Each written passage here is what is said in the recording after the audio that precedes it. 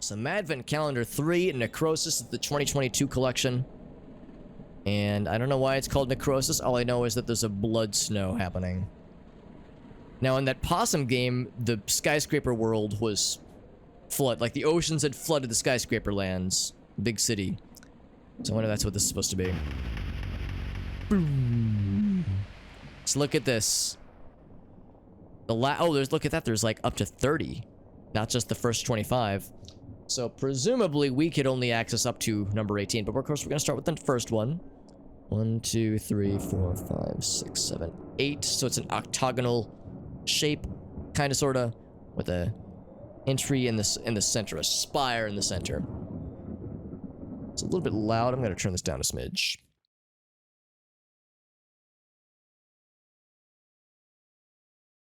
Okay. So let's see what we have. Let's kind of go bit by bit and see what games we have.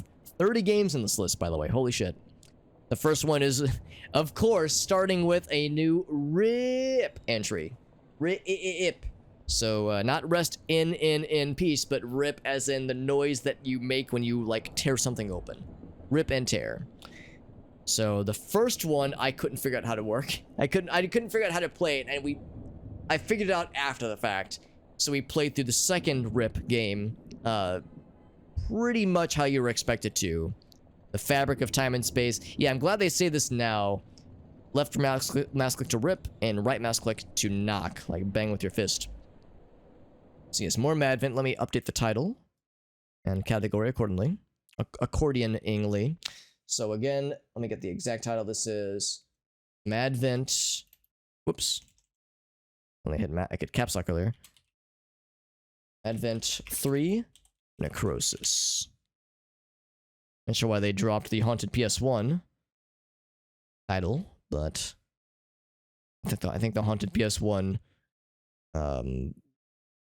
moniker is kind of neat, but it's not my decision. Madvent 3, Necrosis.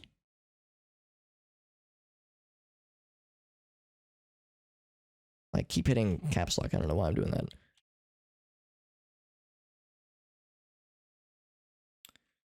And then we'll say indie collection compilation demos. 1, 2, 3, 4, 5, 6, 7, 8, 9. And then Haunted PS1 as the tag. And done. Titles and categories are updated. Upgraded and updated. That's a good emote. That's a good Plankton emote. Right, so here we go, friends. The glass has shattered. We're not opening doors, we're kicking glass in. Good shit. Alright, well, let me get this captured. I know we just have static right now. If I do this, whoops, not that, this. So once again, this is a RIP, which is to say rip with 3 eyes. I'm assuming we have the same general functionality. You can rip things and bang on the walls. Boom. And it has a backrooms quality about it. Whoa, what was that? Oh, apparently I'm over like a... Whoa, what? Oh, this fucking thing again. Just gonna tear through space and time. So I can fall through the floor. That's intended. We're supposed to like fall through the walls because we're being chased by this like glitch demon. I do have a jump. Balloon. It's not much of a jump. Also, I do have a move quietly or move softly option. So that thump means the demon has spawned.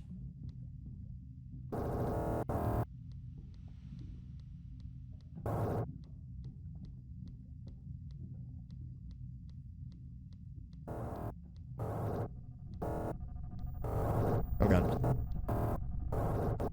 Maybe I like move quietly. Oh god, it gets so blurry when he's close. Nope. Crap, he got me. He got my ass. Welcome back, White Flare. Yeah, now we're no longer playing indie shooty pooty game. Now we are playing indie weird horror games themed around the holidays. This game is called RIP with 3 eyes, and it is the 3rd RIP game. The RIP games seem to always be what begins a new Madvent collection. I need to like find something to rip so I can get to the next zone. Is it you? Here we go. So we fall through the hole and go to the next zone.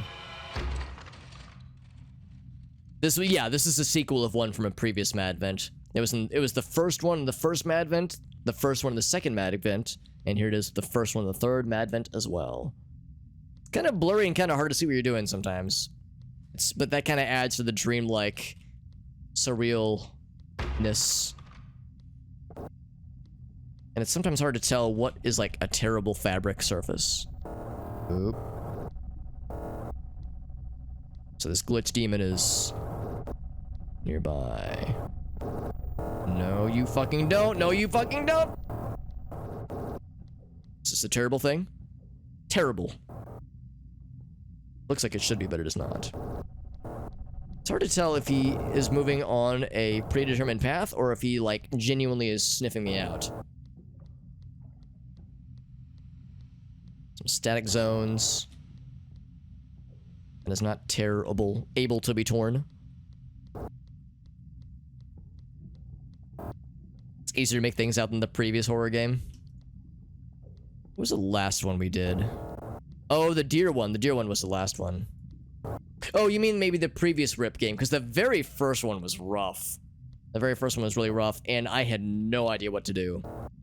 I couldn't get more than like 2 rooms in to the first one.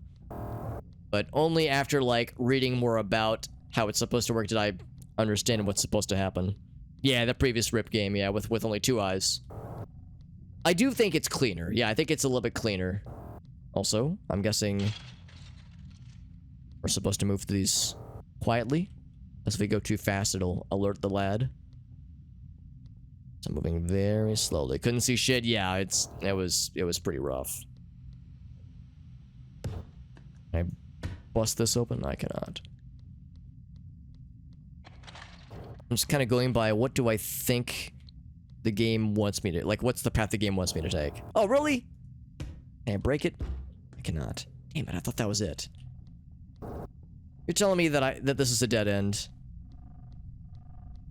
And I feel like an asshole. Yep. Nope. No, I was doing so well. Maybe? Did I give him the bamboozle? I can look a gift horse in the mouth here. I thought for sure that was like the thing, like a path like that that just seems deliberate. Like they want me to go down that route. Where's the fabric? The fabric thing to break. And maybe this whole area was a red herring. That just seems so unnatural. So unlikely.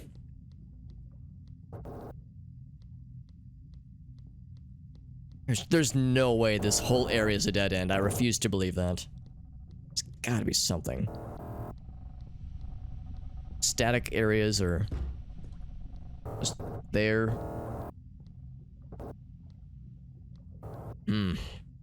That's like the big challenge with this, with these games. Maybe this right here. Just trying to find like, oh, there we go. That's it. That was it right there. It's like trying to like visibly see where's the place where they want me to go. We got some balloons. Can I break them? I can bounce them around.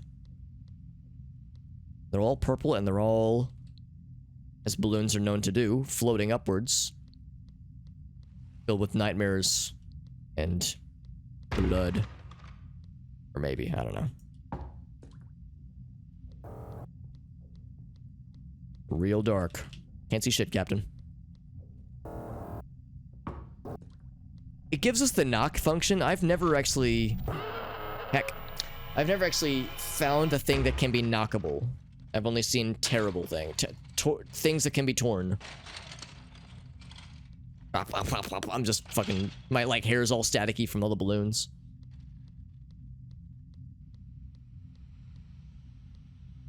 Oh, I thought that was it. It's all curved. I thought that was terrible.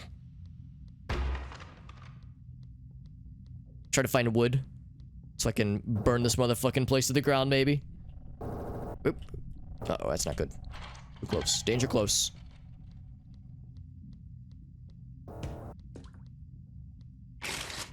Oh, wow, that was a lucky guess. Does knocking draw... Maybe it does. Maybe it, like, draws the attention of the lad. So you probably don't want to do it unless you're trying to direct him elsewhere. Because if he's based on sound, that would explain why we have a like, move quiet or a move softly option. To when you're, like, going through the balls, the ball pits, and balloons and such.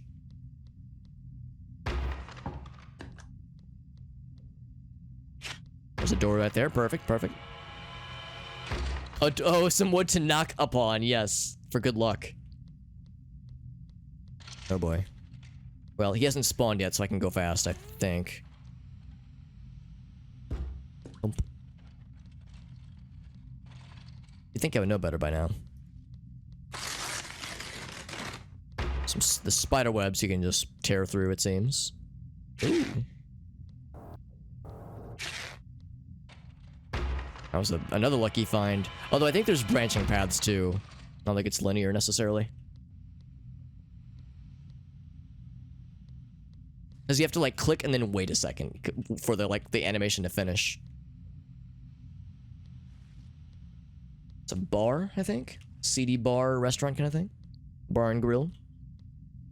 You spawn real close. Now it's a theater. Can I break the screen? Like tear away the screen fabric, maybe? Preview next to me didn't come until I made a set. I think you're... Oh, speaking of the balls. I try to speak about balls frequently. So I made a little bit of noise there. It's bright. Oh, gotta tear more. Just to fall through.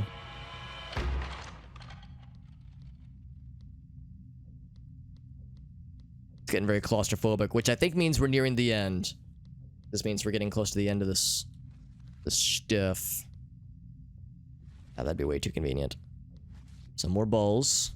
Actually, I can go fast, because the lad hasn't spawned yet. Only until he makes that breaking noise like that. This is when we need to be careful. It's still pretty blurry and pixelated, though. It's still pretty hard to see what you're doing.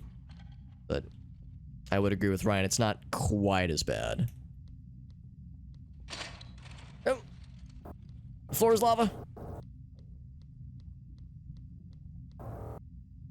Yeah, wishful thinking. Excuse me. I'm just glad that when you get got by the dude, it doesn't restart like the whole dang game. Could be a lot worse. Oh, he draws near. Should I just hide?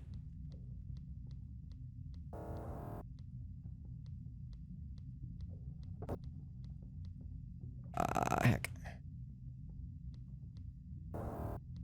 Yeah, if this is the final, like the final approach, it means it's gonna get harder to find our intended destinations. Is this terrible? Able to be torn? No, it is not. I think we led him through a loop. Stoy loopin'.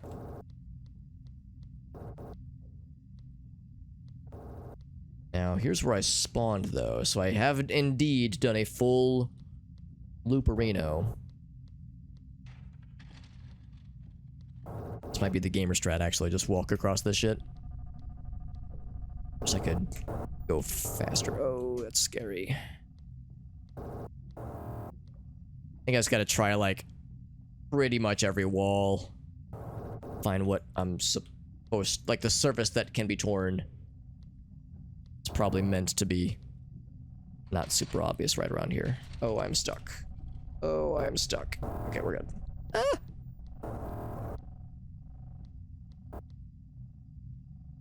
Oh, I'm stuck again. Oh god, I am up really high. Okay. Need to be careful about this. I don't want to glitch out of the wall.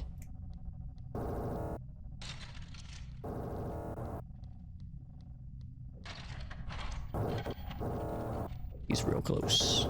Oh, he's sniffing my booty. Man, I can almost like squeeze out of here like a turd. But yeah, and this is not it. When in doubt, try ripping ass. Honestly, a bold strat. Nope, nope. You see nothing. You see nothing. Fuck you.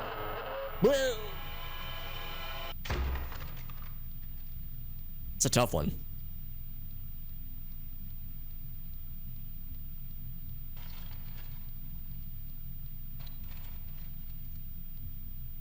We'll eventually find it. Oh, there it is. Okay, there it was. Not so bad. Could it be on the floor? That would be an interesting mix-up if they like. Oh, it's a freezer now. It's like frozen. That'd be an interesting strat if there was like stuff on the floor you're supposed to rip. Also, skulls. Skulls were very heavily present on the final level of Rip 2. Electric Boogaloo. Thump. It's like a freezer, but also like hospital bed. So I guess it's like a... maybe a morgue. That makes sense with the skulls.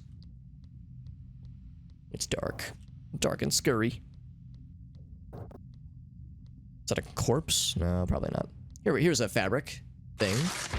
That's nice and easy.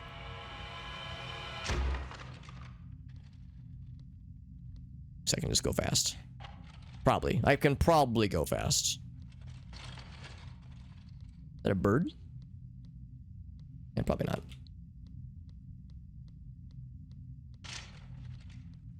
Once the thumping happens, time to be slow. Slow and steady.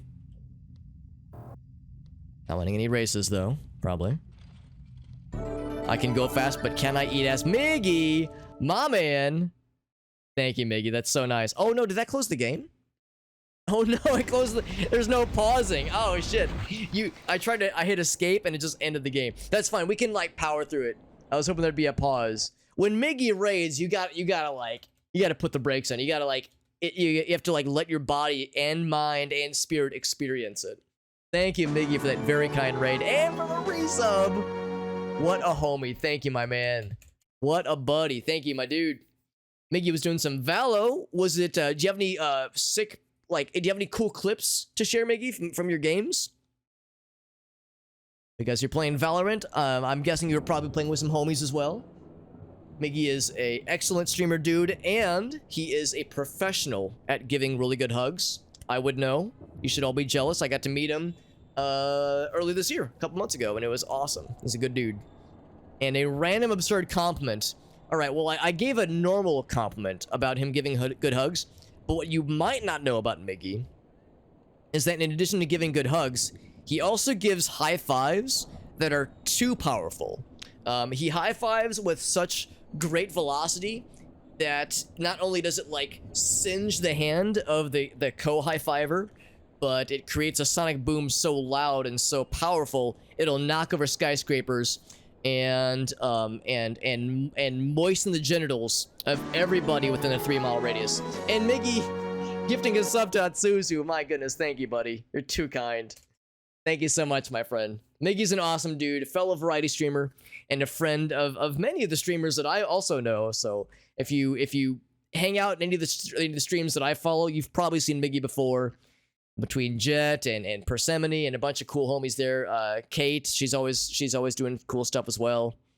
Lots of cool folks here. Yeah, we got Joey in here. Yeah, we got some screen names I definitely recognize. Thank you, my friends. Miggy sets the bar he does. Miggy sets a high bar, and I'm a short dude. As a hobbit, I'm a short dude. So I'm a fan of low bars, but you know, I'll make an exception.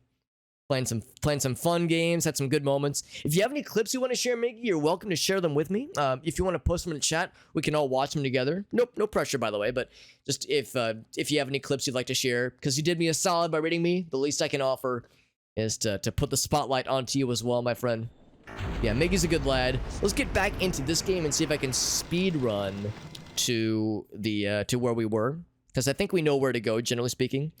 So what the hell is this? What are we doing? So this game is the first of many. It's the first of many games that are in this kind of indie game pack. The indie game pack is called the Madvent Calendar Collection. It's actually the third one. So Madvent Calendar 3 Necrosis is the name of this pack. And it is a collection of indie games and horror games and game demos, some of which are cool and kind of standard. Others are weird and fucky and weird. I think we went... Where did we go? Was it this one? Yeah, here it is. Here it is. So this game is kind of on the weird side. It's kind of horror-esque as well. There we go. It's called Rip with 3 eyes. It is the sequel, or I guess the third in the series of Rip games. It was the first pack in the first Madvent Calendar Collection. I'm sorry, the first game in the first Madvent Calendar Collection. It was the first pack in the second Madvent Calendar Collection, and it's the first pack in this one, the third collection. So, seeing a pattern here. And the point of the game is to find like a terrible not terrible as in bad, but able to be torn fabric substance that lets us escape before that glitch demon finds us. That noise you're hearing is something that's trying to chase our asses down. So I think... Is it this wall here, maybe? One of these was, like, able to be torn. Not this one. I think it was back... Oh, it's here, I remember now, yes. High five so hard it goes through your body and into your ass. I mean, honestly, if things aren't going into my ass, then it's not a good enough day, so... I'm very much in support of these things. And of course, as we enter a new level, it shows that sequence of us kind of falling down this mystery elevator. And as we fall down the mystery elevator, we're getting into like more seedy, spooky areas with... Oh, yeah, that was it. Cool. Seedy, spooky areas with like dark themes. Literally dark, like it's hard to see, but also like skulls and more ominous stuff. It gets nice and spooky like. I think this one's pretty easy. Oh, I lied. This one? There it is. It's a little bit unfortunate then when I went to exit, when I went to hit the escape button to see if there was a way to pause, there was no confirmation. The game just said, alright, you're done. It just closed with no warning. It's like, damn, man. Just give me a chance. So last time we went this way. I think this is still the right way. And I think it was just right here. Woo! By the way, Miggy, I know it is late, so if you have to hop off, or for anybody else for that matter, if anybody else needs to hop off because it's late, gotta get some food, or get some rest, check on your animal friends, you know, whatever you need to do. Totally understand. So don't ever feel like you gotta stick around for my selfish gain. So once again, Miggy doing me a huge solid by rating me. Got a lot of rates tonight, actually. But I will ask if anybody from Miggy's stream, or Miggy himself, is still listening in, if you have any fun plans for the rest of this weekend, which I guess I can mean tomorrow, or for this week, because this week is going to be holiday times. They'll be here before they know it. In fact, a week from today is going to be Christmas Eve. That's when it begins. Ryan says, I'm going to bed, fuck all y'all. I can break this. Although, oh, and I can just fall through the floor that way. Okay. I can use that to fall through space and time. Nice little speed strat. So we got, yeah, we're seeing some skulls. So that's a sign that we're getting deeper into the bowels of this level, of this game, rather. And it's getting blurry and weird and spooky. So I think this was the level we were on, and I tried to escape, or not escape, I tried to pause it, and the game said, nah. Looking for some clippies? If you got one, man, we can absolutely watch it. See Miggy's handsome face and playing some games. Also, I lied. This was the level we were on.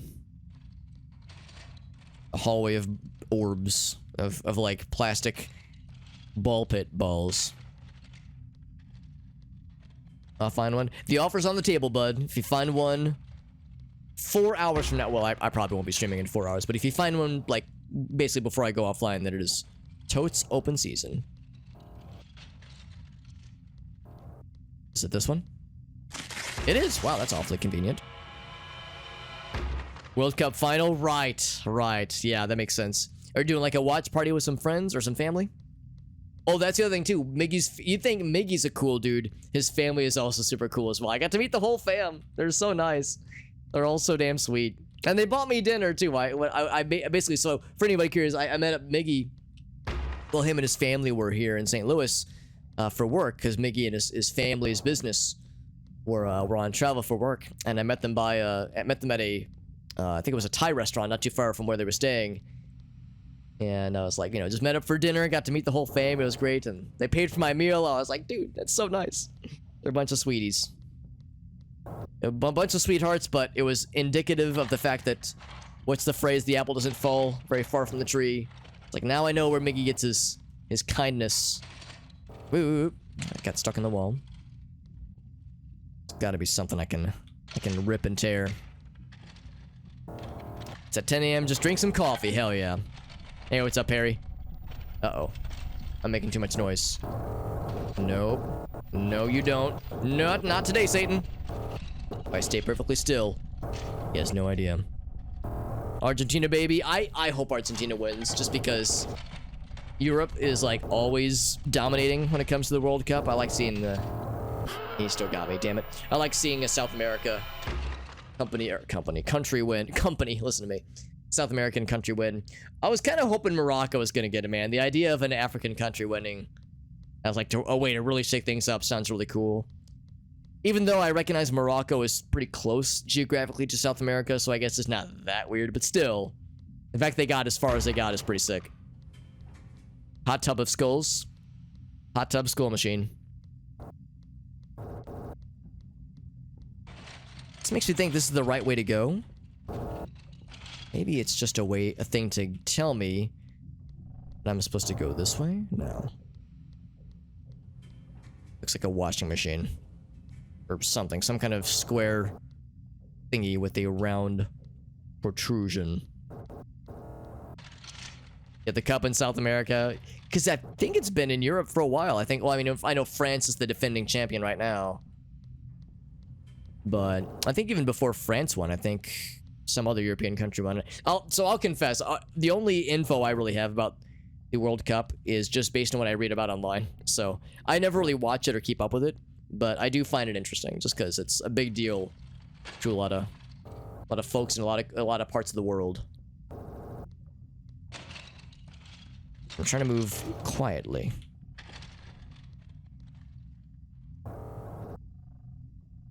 Surely one of these has got to be it, right?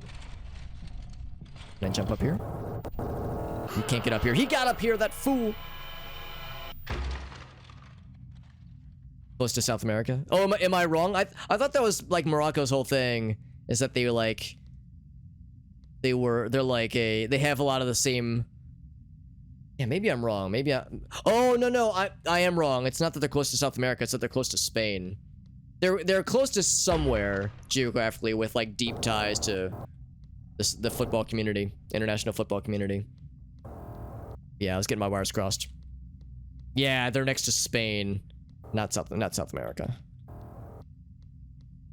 It's the fact that they're geographically close to another region that has a lot of ties to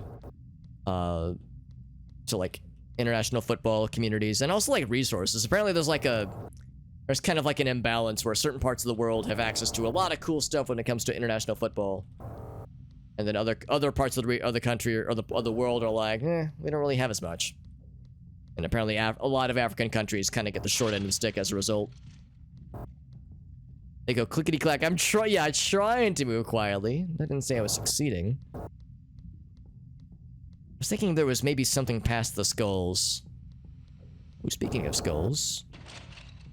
So I'm trying to move quietly. I'm moving slowly. I don't know if that's... Maybe it's better to just rip the band-aid off. Pun kind of intended. Ooh, that was some texture warping. Wowzers. That's disorienting. Bouncy. Bouncy boys. More protrusions. It's like a whole new area. A whole new world I never knew. Uh-oh, that's not good. I think he's right below me. Would have to have followed me up. Oh, shit. That's not good. This sounds like a nice place to hide. Can't see shit, though. Yep, you know what? I'm gonna hide. Fuck that. The skull pit, yeah. It's like the ball pit, but full of skulls. It's right there. You can't get here. You can't come in. Sorry. It's closed. Fuck you. Right, so now we know don't go into the obvious path. Actually, how did I get to that? Oh, the staircase. Was it here? It was just the obvious staircase, but I think that's a dead end. I'm a non-standard kind of gamer. What can I say? I think it's this one.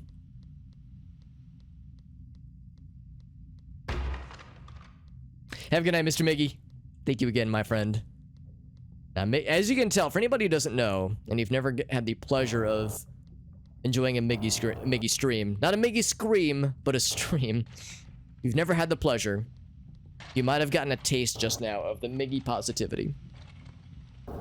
As Miggy is a excellent dude, and it is physically and scientifically impossible to not have a smile on your face while interacting with this man. He's a good dude. And also, he is the birthday captain. Oh, skulls. He's the birthday captain and also Meow Mafia mob boss of Persemine's Discord server, which is always very fun. Meme game is solid. Oh, am I going in here? Or am I ripping? I'm ripping and tearing. Into the interdimensional coffin dimension. And I've emerged. God, more spider webs.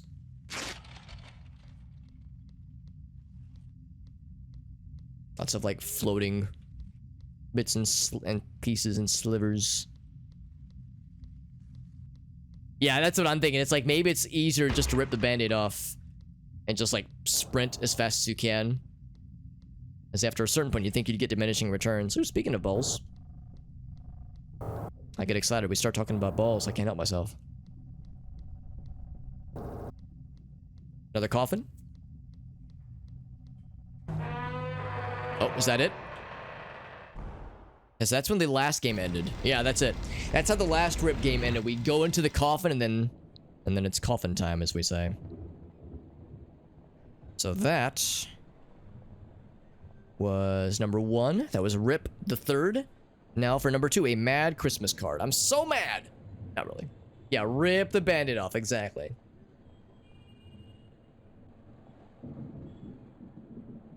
Violence. So, naughty boys don't have it easy during the Madvent season. Left mouse click to interact, and then G for God mode. Literally 2 buttons. Interact and God mode, and nothing else. Alright, let's see what this one's got. I'm gonna capture once it launches.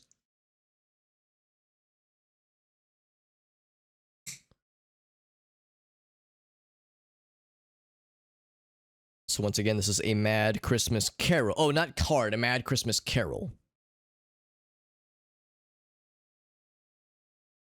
Poor Carol, she's so mad. She's so angry.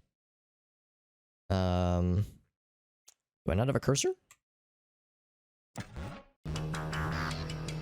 Okay, there we go. You have been drawn into an unknown realm. This is weird, alright.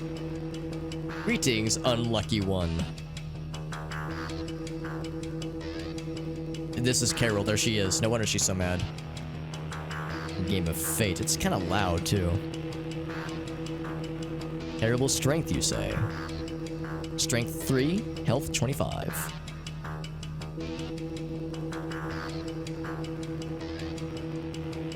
"23 days of survival." I'm gonna switch to 4-3, and I might need to switch up. It actually doesn't look too bad. Actually, no, it is getting kind of cut off. Let me do a quick reset. Transformation and try to shore this up a little bit.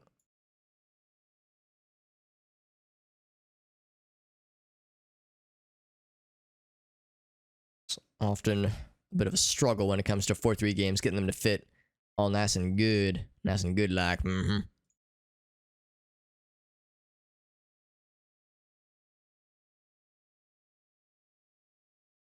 That's probably good.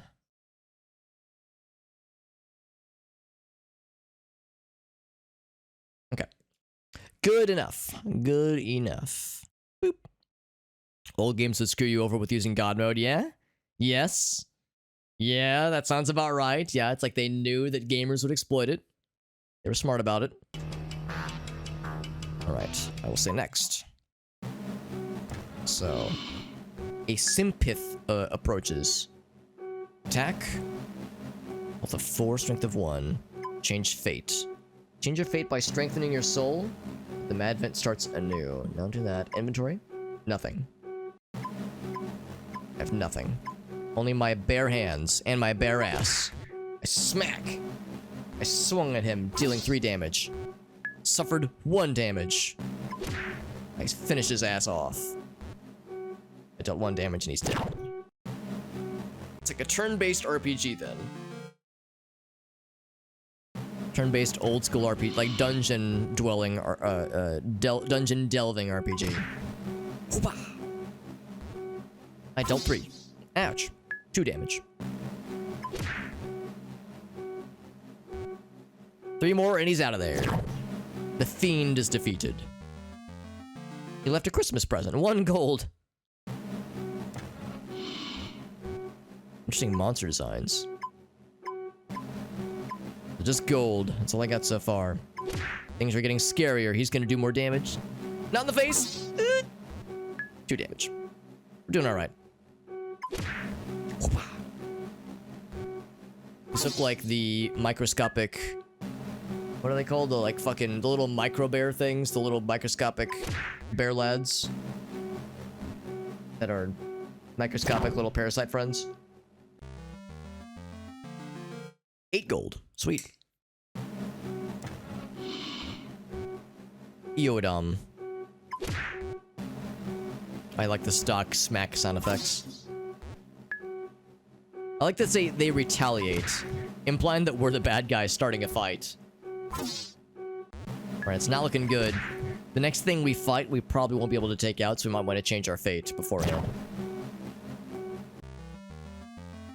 We are attacking first. Yeah, maybe we should, like...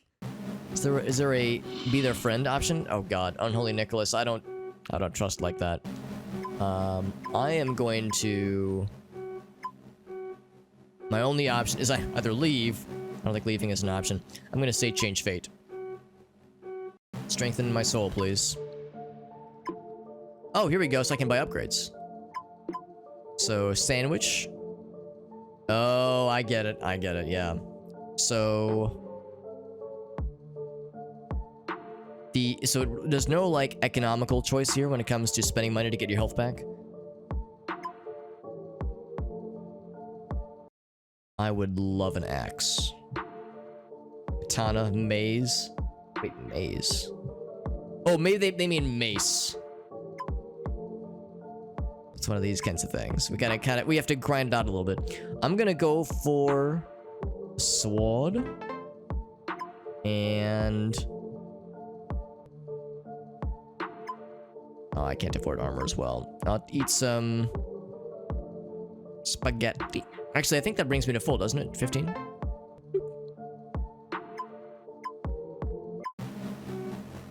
So we're back December 2nd. Can I... weapons. Equip. Equipped its sword. Can I eat sandwich or spaghetti? Look at that. Strength 11. With this sword, I am strong. Fuck you. Attack. Full kill. Hell yeah. So we're gonna have to kind of grind this out to get enough money to get more upgrades to defeat all the spooky things.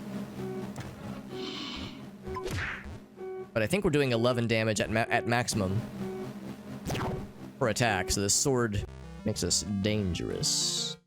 We're getting more gold, so it kind of increases exponentially. You're liking this? If this kind of game looks interesting, if anybody's ever curious, I would recommend a game called Legends of Grimrock? Is that what it's called? It's on Steam. I want to say it's called Legends of Grimrock. It is not, like, holiday themed at all. Legends of Grim. Grimrock. There's also Legends of Grimrock 2. And like I said, old school kind of dungeon dwelling, tile-based movement, first-person view, but yeah, dungeon dwelling, turn-based combat, real old school, real good. Also, there's a roguelike mode to it that's also quite good. Unholy Nikolaus. Get fucked. Stab in the face. Legends of Rimjob. Actually, if you like Rim Jobs, I'm a fan of Rim World. One of my favorite, no memes, it's one of my favorite games. It's called Rim World. It is a colony management game that takes place on a planet on the outer rim of civilization. And you've crash landed with colonists, you have to manage your colony, and it's great for storytelling arcs and great for random events. It is one of my favorite video games ever. Ever. Etrian Odyssey White Flare. I have heard about Etrian Odyssey, and I've heard it's very good. Also, we have a snake friend. I will slap his asshole off entirely. I slap it between. Odzu, good to see you, buddy.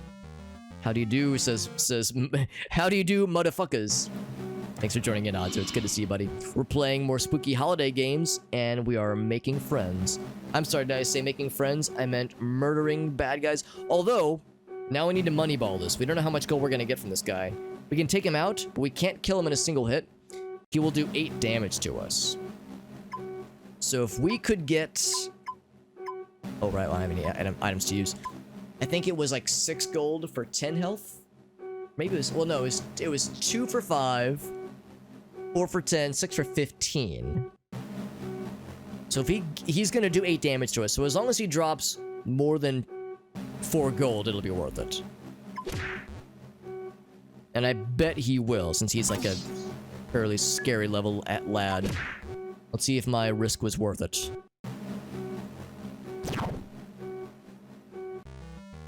$3 gold. Okay, it was not. Alright, that means we probably want to change our fate pretty soon. It's gonna do 11. Ooh, it's not gonna feel good. We could definitely take him out, though. Should I roll the dice? I'm gonna roll the dice. Doki Doki looking motherfuckers. Doki Doki Literature Club is a game I'm kind of curious to stream, but I also recognize it's maybe not the best stream game for a few reasons. Not everyone's cup of tea. Alright, 8 gold. Right there, that made it worth it. Mothman and his prophecies. Alright, so we have no way to heal. Let's change our fate. I'm gonna get armor this time. I can't get the bestest armor, but I can get pretty darn good armor. So I'm gonna get pretty... how much health do I have right now? Oh. Uh-oh, I hacked up. Well, that's okay, I can still kill him. I guess that's the thing, too. If you're, like, really short on gold, you can just grind up the first, like, so many levels. That could take forever, though. Okay, I'm gonna change fate. So... Oh, but I didn't keep my sword. Oh, so you have to rebuy the sword, then. Ooh, that does... up the ante, and of course we don't keep our we keep whatever health has been lost. So, oh, I was gonna try to look at how much health I have. I think I need one of these, and then I think I'm gonna do an axe, and then also chainmail.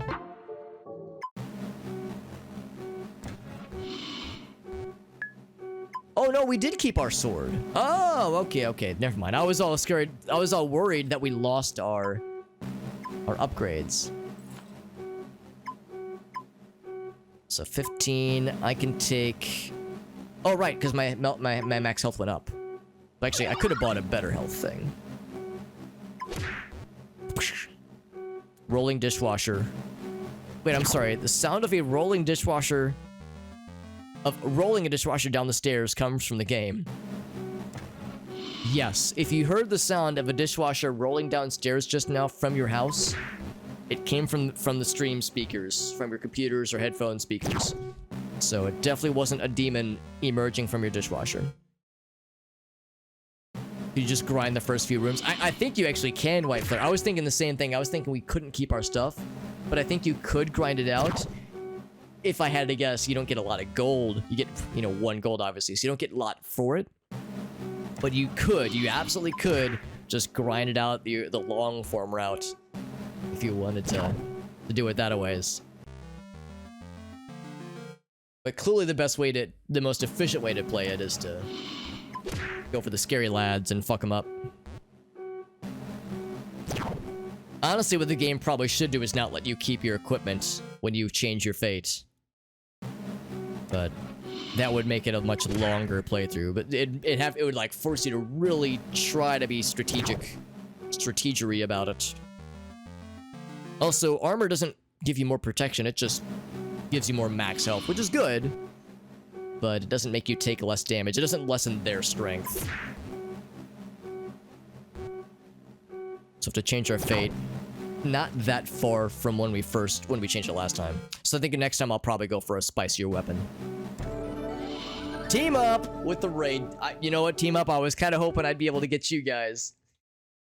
We are probably less than an hour away from wrapping up here, but we definitely still have a lot more to go.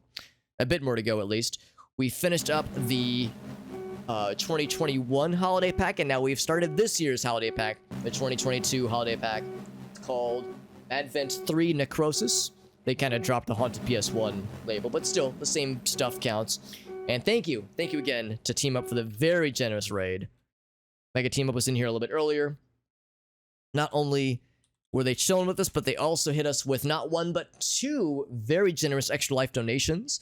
This, of course, is an Extra Life fundraiser stream. You can see in the top left corner of the overlay, we have our fundraiser ticker, our donation ticker of sorts, tracking how our fundraising progress is going, rather. And it's been a fun stream, and we're doing pretty well. The 680 is not all from one night. This is from a year's worth of fundraising, and this is our third and final big marathon stream for fundraising. So it's kind of the final push for donations and for fundraising. And again, this is part of the game we're playing as part of the Madvent 3 Necrosis collection of cool, weird indie games on itch.io. Mega Team Up is familiar with itch.io, one of their favored game platforms for finding weird, innovative, experimental, or cringy indie games for some of the stuff they do on Saturdays sometimes. So if you like this kind of stuff, if you like weird indie games like we're doing tonight, you should definitely follow Mega Team Up, because this is kind of their main thing on Saturdays in particular. And also because they're super chill, they play a wide variety of games, even not just on weekends. And fellow variety streamers, all at heart, which is great. Hooking the schemes up, they say. The two-line freestyle. Mega Team Up says, I'm fucking tired, man. Well, thank you again for the very generous raid and for hitting us with the donations earlier. Very, very generous. But if you have to hop off, I totally get it, because it's late. We'll be going for probably another 45 minutes, maybe an hour or so. I started kind of late tonight, so we're going past midnight. But yeah, we got indie games on deck, and this game in particular is kind of a Legends of Grimrock, old school dungeon, well, not really dungeon exploring, but old school, like, turn-based combat kind of thing, but with a system where we can change our fate to reset our progress, but stop by the shop to buy upgrades. And I'm not going to do that just yet, but probably fairly soon. We're not going to be able to kill this guy in a single hit because we have only 14 strength. This guy's got 15 HP. We need to make it to the end of December, or maybe just to Christmas, to see the end of this game. So he's going to do 12 damage to us. It's going to hurt. Oh, it hurt, but we're fine, we're fine. Now, will we get enough money for it to justify that extra hit we took? I dealt 1 damage. He drops 3 gold. It was not worth it, unfortunately. And Kiro, for anybody curious, and of course I always want to preface this by saying there's no pressure. There's no pressure. There's no expectation. But if anybody just needs to know for scientific purposes, how to donate. So there's our donation link. This is all for Extra Life. That little text blurb has more info, but the basic gist is that this is all for Extra Life, which is a fundraiser for Children's Miracle Network. For those of us in North America, you might have seen maybe at grocery stores or pharmacies, you might see the little, oh, it looks like this actually. I got one of their water bottles right there. It's a little blimp, or not blimp, but hot air balloon icon with like the children's hospitals. So that's kind of the main thing. Extra Life is just a gaming-centric fundraiser for that. And the Extra Life, as a fundraiser for Children's Miracle Network, goes all year long. So we started in January of this year, and it's going to the end of December of this year. And then once January 1st happens for next year, the fundraising starts over, and we begin with a new fundraising goal and a fundraising page, all that jazz. So it's a year-long deal, and then we start anew at the end of the year, or at the beginning of the next year, that is. But like I said, no pressure if anybody doesn't feel like they have the the means to donate. It's totally fine. I'm just happy you're here. But I don't accept any personal tips, and we do of course have a sub button, and we do have cheers enabled. But any revenue I earn, I just pop back into the fundraising. So generally speaking, we're getting support all year long, which is very generous and very much appreciated. But anyway, yes. So once again, we can't kill this guy in a single hit, and if he hits us once, we are dead. I have no healing items on my person. All I have is an axe, as well as some chainmail armor. I'm going to change fate so I can go shopping. Also, reminder, I have 9 health, so I have 21 HP that needs to be restored. So, 21 HP. I'm going to buy myself some curry. Gets us pretty close. That leaves us with 29 to work with. That's actually not great. 29 would get me... I can't get a katana. But what I can do is get some more gooder armor. I'm gonna get the ring mail. It's not great, but we have a little bit of gold left over, so I think it'll be worth it. So I'm going to stick... Also, I'm gonna turn the game down a little bit. It's maybe a smidge loud. Just a smidge. Also, I like this game, and I like the visuals, and I like the loop, the gameplay loop, but that same, like, audio... Bum, bum, bum, bum, bum. Like, every time, it's like, it's getting a little bit annoying. So, turn that down a bit. I'll eat my curry. Honestly, by the way, curry sounds amazing right now. Holy shit. I'm getting kind of hungry. So, when I end stream in, like, an hour or so, I'm gonna get myself some food, and I'm gonna be so excited. So, I equip the ring mail. We have more max health now. You know what? Actually, I could have actually bought myself a nicer food item, so I could have replenished up to the max health a little bit better, but that's fine. I shall smack him down, and then we'll build back to where we were. Actually, maybe I'm going to change fate sooner. How much was the next weapon upgrade? I think it was 35. I don't know if there's a way to see how much gold I have right now. Dealt 6 damage. Menu music is good. Yeah, I like the menu music more than like the in-game battle music. I could, I would. Well, thank you, BDR. That's very... You're very sweet. No, I don't want anybody to ever think it's like... I'm, like, waiting around like, when are people gonna donate? Tisk, tisk. Because I totally get it, man. The thing about it is that there's a lot of people that stream. There's a lot of people that do charity fundraisers. You just can't support everything all the time. So I totally get it. But... Oh, there we go. Gold 15. So I think we need just 20 more gold. So we'll just be kind of working on that. But yeah, no, I never wanted to be like I'm trying to, hint at things or guilt trip. Same with like subbing or, oh, Jesus. Well, there it is. Kira came in hot. Thank you, Kira, for the donation, my friend. Very kind.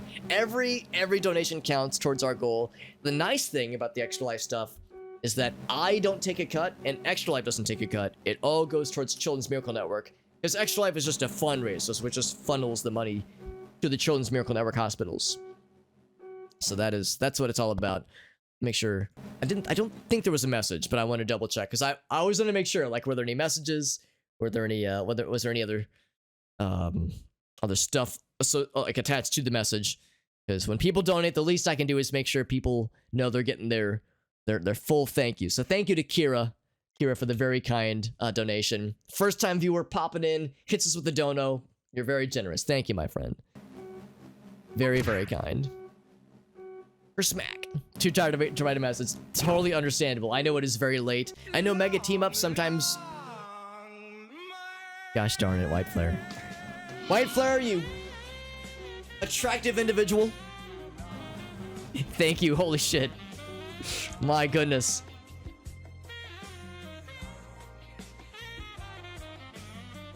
I always need to let the long man do his thing. You get yourself a long man. You want to make sure you give them room to breathe. You never want to interrupt the long man.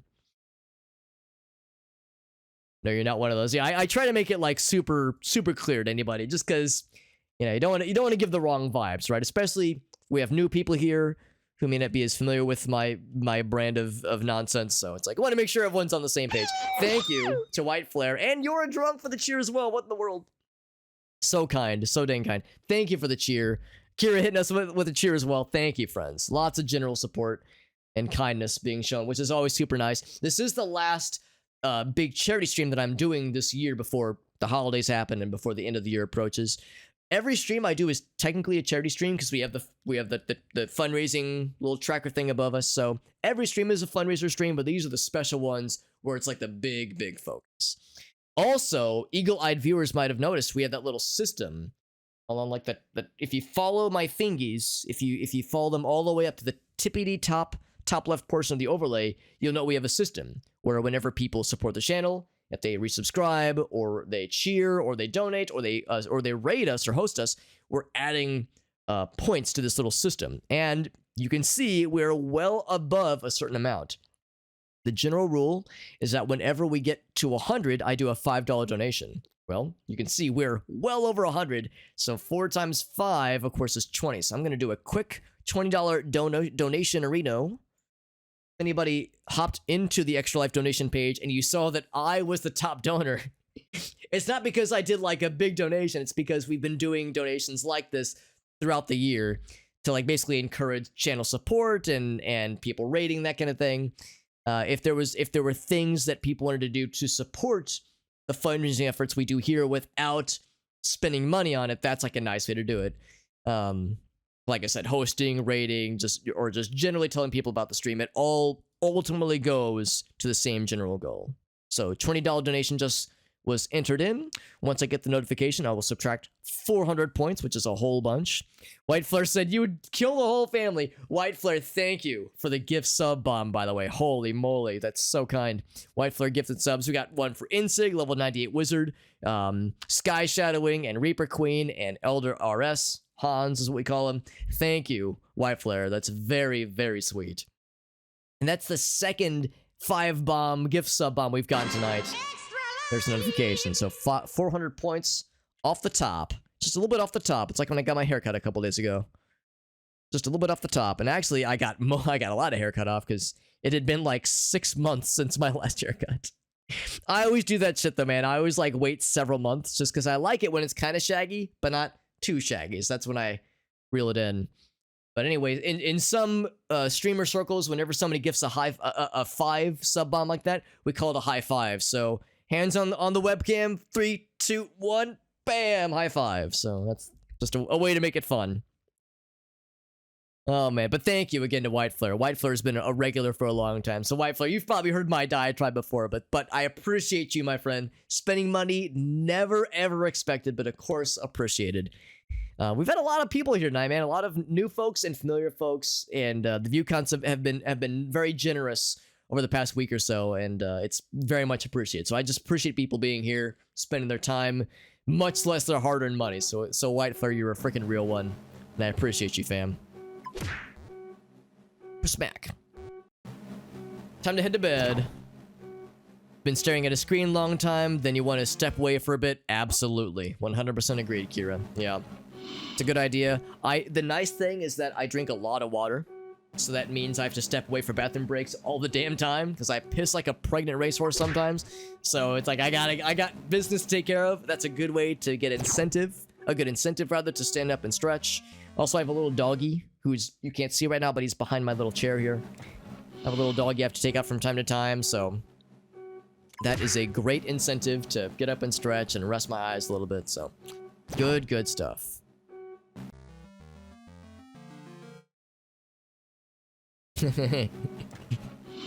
As soon as, well, yeah, because like I said, it probably was like, I think it was July was when I had my last haircut, so I was overdue for sure.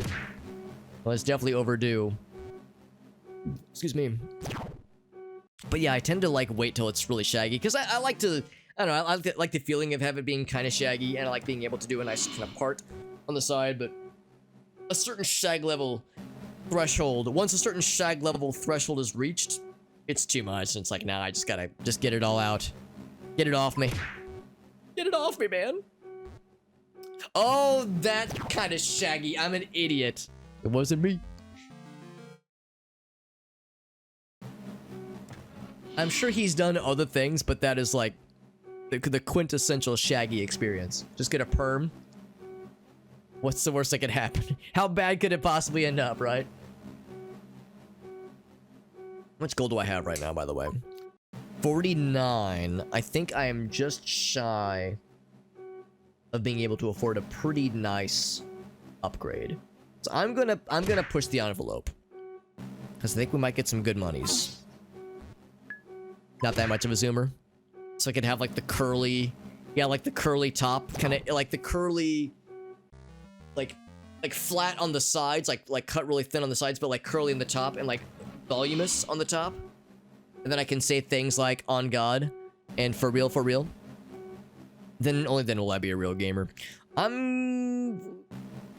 much gold we do? Not much gold. I'm gonna push it to the limit one more time.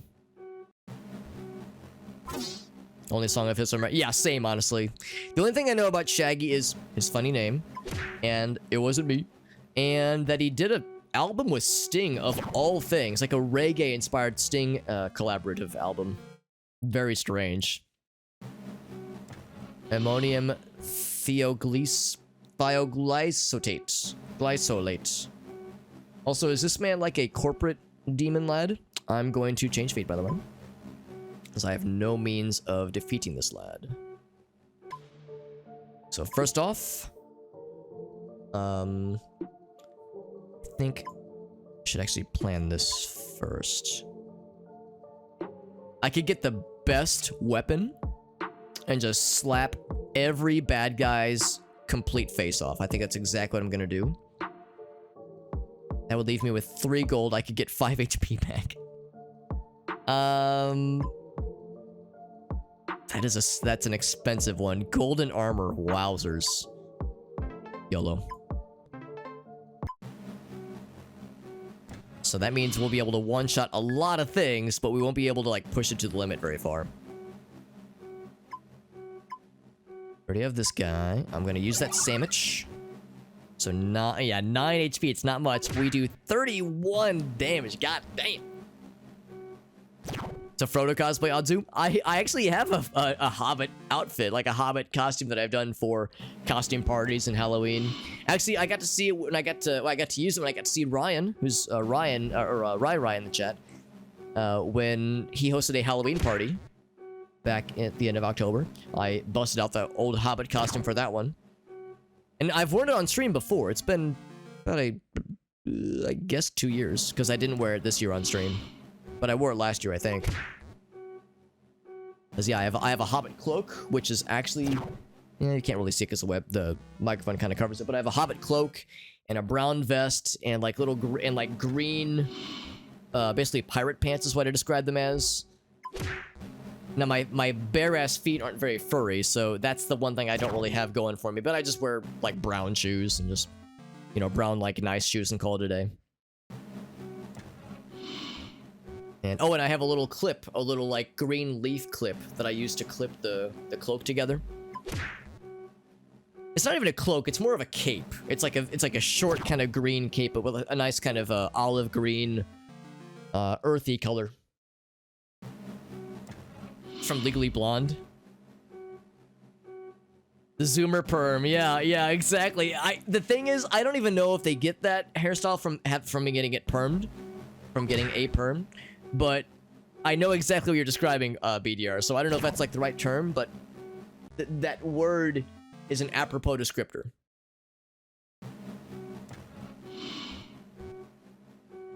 Get the best weapon, and then get the best armor. Yeah, I think that's probably what to go for, is get the best armor, and then just fucking steamroll these assholes. The broccoli cut, that's a good term, actually. I like that, too. The broccoli cut. What if I just click fast? Does that make it go fast? Because we're just kind of scrolling through inventory, or through dialogue messages quickly. The broccoli cut. Elgaso knows, yep. Shave on the sides, permed on top, looks like cauliflower. Yeah, I guess that's the thing. I guess I always wondered, like, oh, is it that they're getting their hair permed, or is it just people with naturally curly hair? Because some people just have naturally curly hair. My hair, like, when my hair gets shaggy, like some might have noticed a couple of streams ago, it gets curly at the, like, at the tips on the bottom. So my hair does this weird, like, swoopy thing. It's like a ski jump. So it's weird, but kind of hard to, like, work around sometimes, but it's like only sometimes curly. So it's curly, but without commitment, you know? Just some out of touch, but you know what it is, though. It's a mullet, but permed. A permit. Old enough to remember them. Well, yeah, when I think of perms, I think of people in, like, the 70s. Getting their hair, getting, like, their whole ass head permed, so it was, like... Not like I wasn't alive in the 70s, but I'm aware of that time. It's the 80s mashup. The permed mullet. The fiend was defeated, although it's a different kind of fiend. That was a Fosato. Fosatot. Fosot. Mr. President? What the fuck? It's kind of a Richard Nixon, but with a demon horn thing, which, I mean, well, Richard Nixon, you know. Pretty standard, honestly. You swung at Mr. President. This is gonna get me on some lists, I promise. Mr. President left a Christmas present. Does that mean he left me an upper decker? And we have a little friend. Steeding.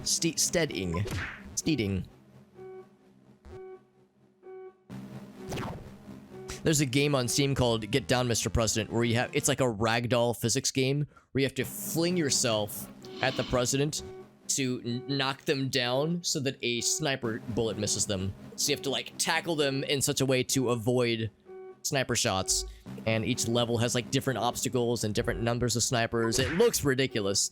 I want to stream it, but, you know, man, anything even slightly adjacent to presidential things, I trust you guys. Like, the regulars, even, and the people from Mega Team Up and other raids we've had, and I trust you guys. It's the randos that peruse other corners of the internet. They're the ones where I'm a little not so sure about. Usually I'm at the bottom of the list, BDR. Usually. That means I gotta up the ante. Master Shake got a perm. Yeah. That's the pilot, I think. Wasn't that the first episode? Because I remember that. He's like, I've got a plan. Because the giant robot is like destroying the city. He's like, I know what to do. I know how to save the day. I'm gonna call up the hairstylist and see if they can squeeze me in for a perm. And then he just leaves. And leaves Frylock to deal with the aftermath. So then Frylock shoots some eyeball lasers at the rabbit. It bounces back and hits Shake in the head, melting his fresh new perm. And he's very sad about it. White Flare says, excuse me, Alex. I need to know what an upper decker is. Tell it to me in excruciating detail. Sorry, sorry, White Flare. I'm fighting a pagan duand. She paganed my duand. Sorry, she duand my pagan. Sorry, I'll keep trying. Elgaso is the source of the watch list. I sure hope so. The robot rabbit, yes, the rabbot. Getting close to the end, but we're not gonna be able to.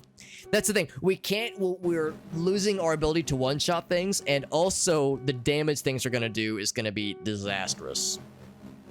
So I'll attack, but we're nearing the end of what we can do in one fell swoop. Romantic relations with a failed Austrian. Oh my fucking god. Yes, I know exactly what you refer to, BDR. I've seen that game. I'm proud of myself. It has not come across my recommendations, but I know of its existence, and that's enough to be ashamed of, honestly. But yes, it is a thing. It is a fucking thing. A fucking thing. Oh boy. So I can't fight, Henry Rollins? No, I'm sorry. Hangry Godzilla Rockzilla. Henry Rollins. It's Henry Rollins. So I can't defeat him, and I have not the health to survive a hit. I will change my fate with a 13 gold. Goddamn. I will buy big, and then I will get pretty good, and then pretty good. So I can't do much with it, obviously, but I give myself the good shit. 75 is pretty good. Then I give myself ramen. Everyone's hungry now, by the way. You're all hungry, as commanded. Now, is that enough to take us all the way to the end? Probably not, but we'll see. There's still time, BDR. The night is young, my friend. It's only 1:13 a.m. Central Time. Central Standard Time.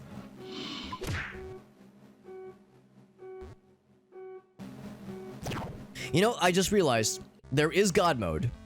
We do know there is God mode. It's the G button. It's the gamer button. I'm gonna see if I can hold off, though. See if we can beat the shit vanilla. Hey, what's up, Nepsit? BDR says, that's right, man. The night is young. That's right. Type in questionable things. The great thing about Steam is that there really is something for everyone out there. I mean, the floodgates were opened many, many moons ago when it comes to, like, sexy time games being enabled. So... And there are some games out there. Alex, how do you know? Because Arctic, one of my mods, keeps fucking gifting me these games. Because in the Steam holiday sales and summer sales, these games come a dime a... They come a dime a dozen. So you can get, like, without exaggeration, like 20 hentai games for, again, without exaggeration, $2. So I'll just get a notification, a little ping from Arctic, and I'll look at it and I'll say, what the fuck is this? And it's Arctic saying, happy holidays, Alex, and it's a goddamn 30-pack of hentai games.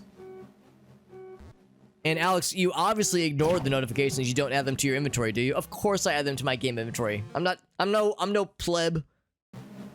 I'm no chump. Haven't played any of them, but they're in my inventory, alright? They're in my game list, so it counts. God, that's a good point. You might get punished. Blame the mods. Blame the mods for my harem of hentai game collections. Yeah, White Flare says, asking for a friend, I need to know where to get these. Yeah, like I said, just wait around for the holiday sale. Actually, it probably starts in a couple days, honestly. Maybe on Monday. Wait for the inevitable holiday sale.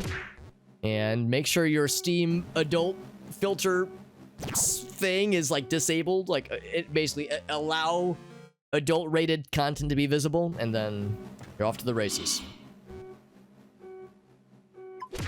Ooh, one of those on the homepage, Nepsit. Oh, yeah, we were just talking about another unfortunately related game that I don't know if it's been on the homepage, but it's like absurdity has like given it a name for itself. Right after I get paid, yeah, that's what you gotta do. Gotta wait for the big sales and then snipe them so you can get the Giganto bundles for Giganto cheap. Going back in time and seeing how mad they'd get about being a... Wait. Oh, yes, that's a good point. You show that to the historical, you know, yeah, those guys, and they would be pretty crestfallen. Maybe it would make them surrender. They'd be like, you know what, fuck it, it's not worth it. If this is what we're all about in the future, then we have lost.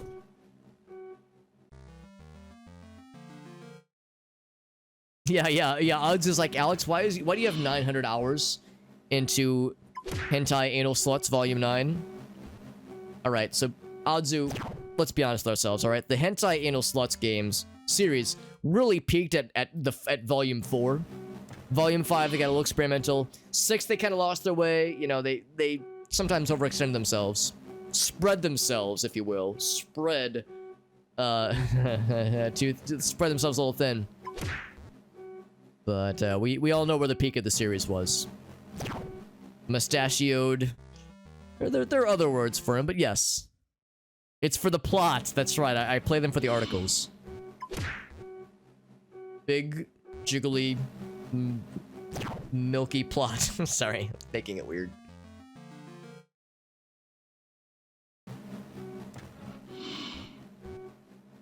Perseverance. So we're gonna get to... What was the enemy we couldn't... Oh, it was Henry Rollins. I'll be able to take out Henry Rollins, but I won't be able to take that many hits. Maybe just one from him and maybe the next thing.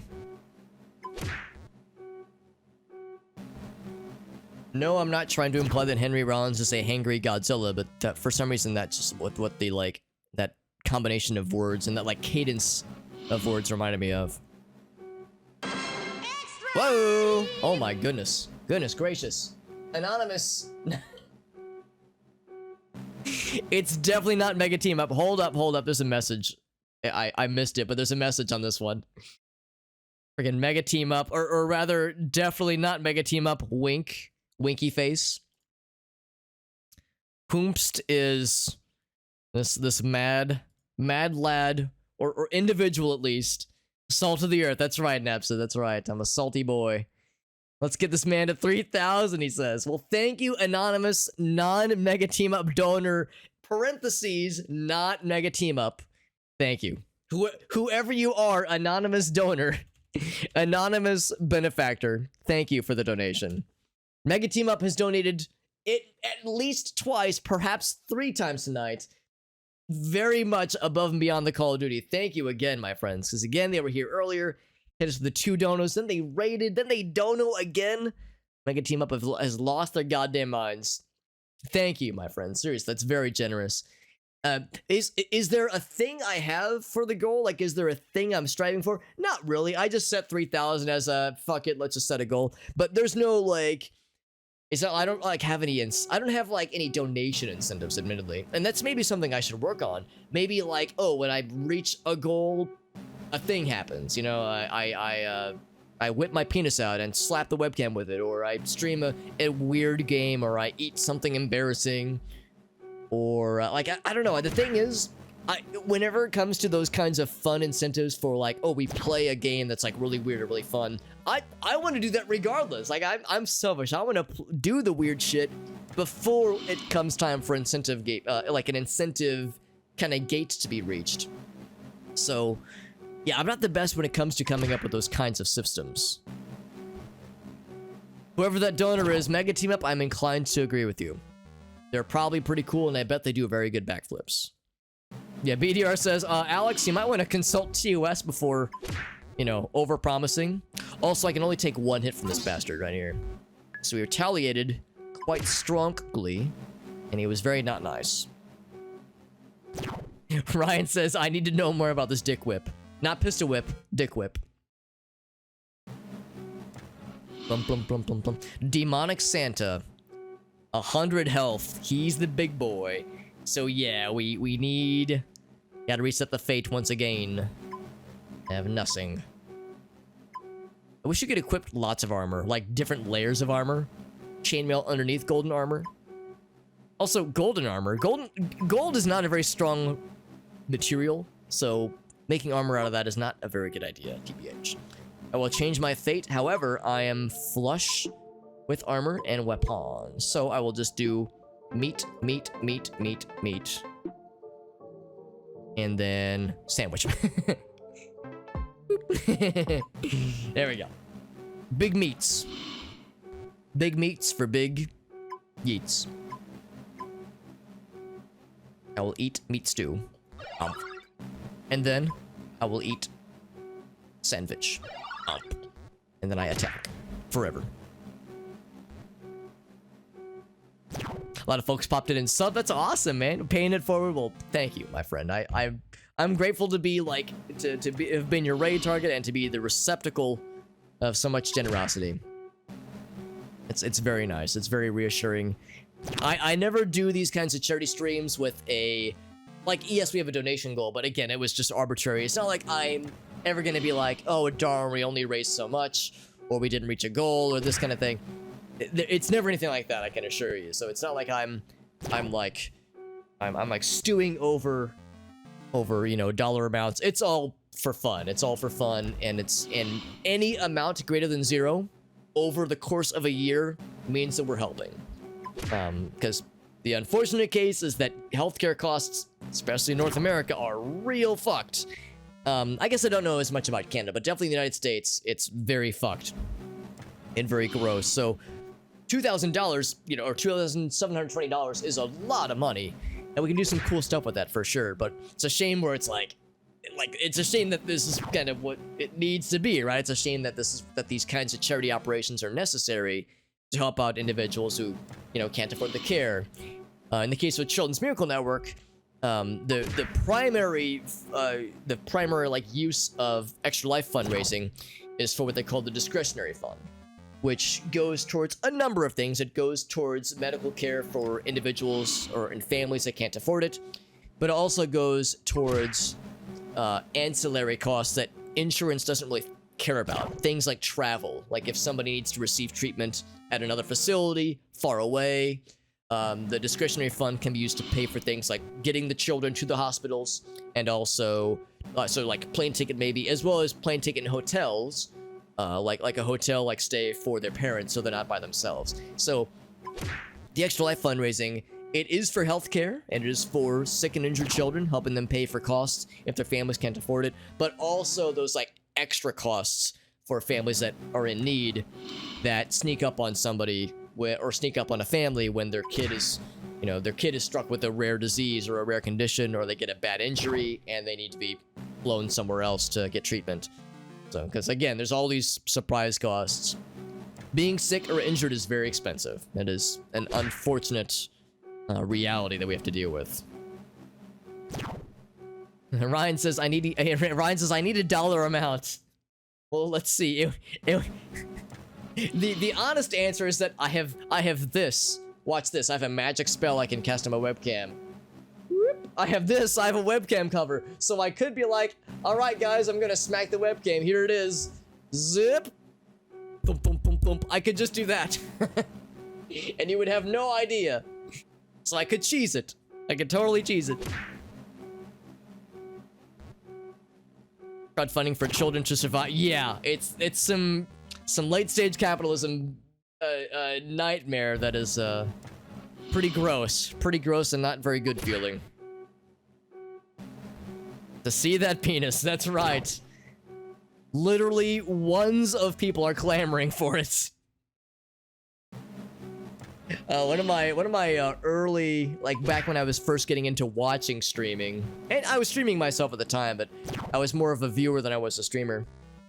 There's a gentleman named Raisefire. He's a speedrunner who has also gotten more into Mario Party streams and Super Mario Maker 2, like still Nintendo stuff, but less speedrunning. But he's a partnered streamer. He was actually one of the first kind of first generation of streamers on Twitch to become partnered and to become a full-time streamer. So he's pretty experienced.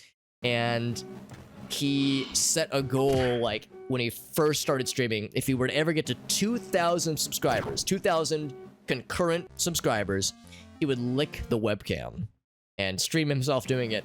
And for years, it was like a meme, because he had like a pretty good following. He'd have like 500 subscribers, or maybe 1,000.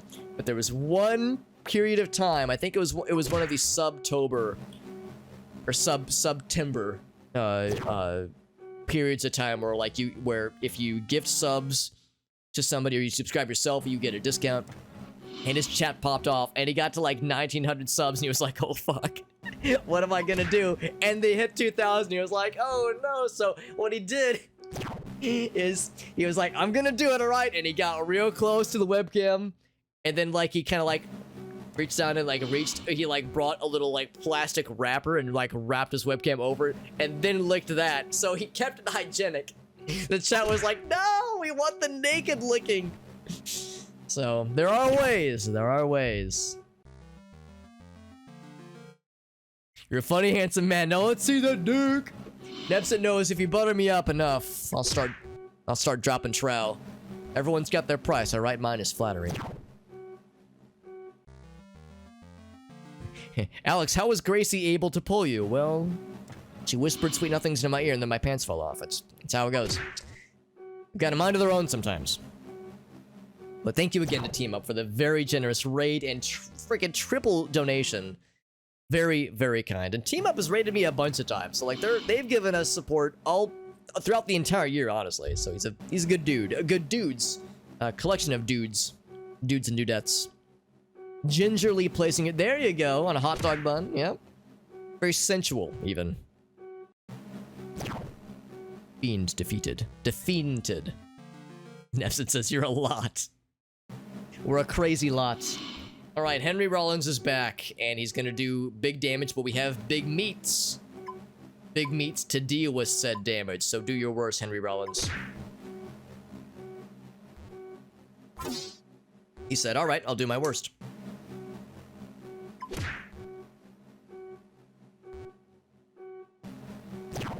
Now, will we be able to sustain a hit from Santa? From Angry Santa? The helicopter? Where I'm from, not where I'm from, but I've heard people call it the Irwin Whirlwind. Oh, god damn it, I would exactly die. So we have to use the big meat right now. I'm using my big meat right now. Full health. We're gonna slap Santa right square in the genitals. 35 damage. I can take one more of those. Oh, we're gonna win. Easy. Full confidence. Unless he transforms into like a mega Henry Rollins like demon form that tries to kill us. But I think this might be the last one. The final boss, if you will. 7 damage. That's all it took. Uh-oh.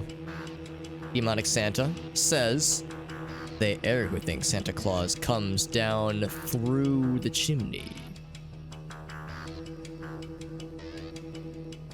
Santa baby, I've been a like I'm imagining like a Santa baby, but like a demonic one. So come on down the chimney tonight. Also, that's the end of the game. It just closed. That's it. So we were victorious. Kind of an anticlimactic ending, but it's the journey, not the destination. A Mad Christmas Carol. It was good. I like that gameplay loop. Probably kind of boring for some people, but I like it. I think it was neat. Do they know? Question mark. There are bright visuals and some flickering effects. Search for firewood. And controls, by the way. Search for firewood leads you to Hollis. Leads young Hollis to something that was never meant to be found. Lots of people contributed to this one. Bonsai Treehouse and Friends is the name of the developer. These are probably the Treehouse and the Friends. Very good. We didn't find Carol. I like to think that Carol was inside of all of us. She would have enjoyed seeing a penis gingerly placed upon a hot dog bun. Carol understands the finer things in life. Carol's kind of an OG. And of course, by OG, I mean original gamer. The captures. Is it this one? Oh, it is a 16:9 widescreen game. Hell yes. Gonna move my face and... Whoa, not that. Don't move that. Move my face and things next to it. And see the text. Give me the goods. Hollis, and then Pawpaw. A busy day ahead of us. Mondig Feast.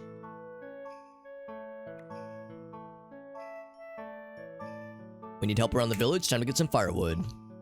Dress warm. It's cold out there. Baby, it's cold outside. So tank controls. Yep.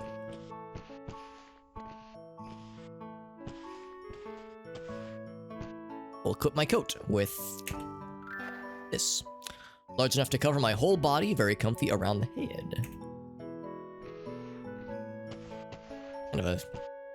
Oh, can I get the gloves? Oh, look at that. Oh, C resets view. And then X... Oh, X and R both look up. Huh. It's a little bit odd, but alright. Find things buried in thick snow while keeping my handsies warm. My boots. Oop, oop, oop. And then Q. Oh, well, that's... Oh, we can sidestep. That's nice. And then Z. I'm probably gonna forget some of these buttons, but I'll do my darndest. Thick boots. Wading through the snow, thanks to how heavy they are. No mouse control, so sidestepping only does so much for us. We have what we need, right? Got the worm bundled up stuffs. Out we go, we say. Bundled up and ready for snows. There's Pawpaw. I guess he's either like a sausage or he's just also bundled up.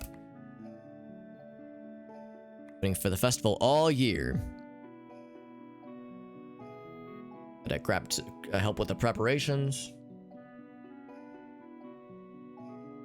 Take stock of everything in the bag of goodies.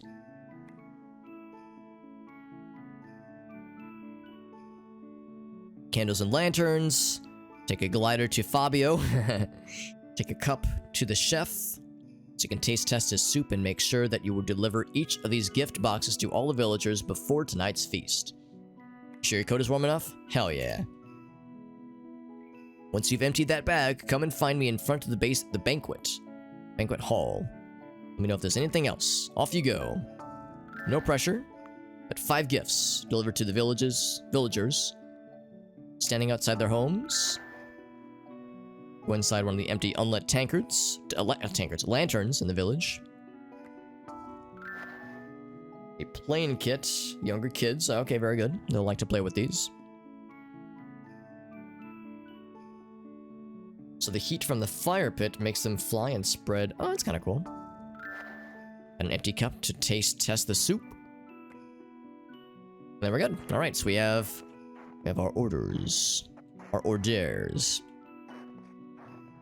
Do I go into the other places, maybe? Shift. Oh, that's just look at our inventory. That's neat. Villagers standing outside their homes. Okay.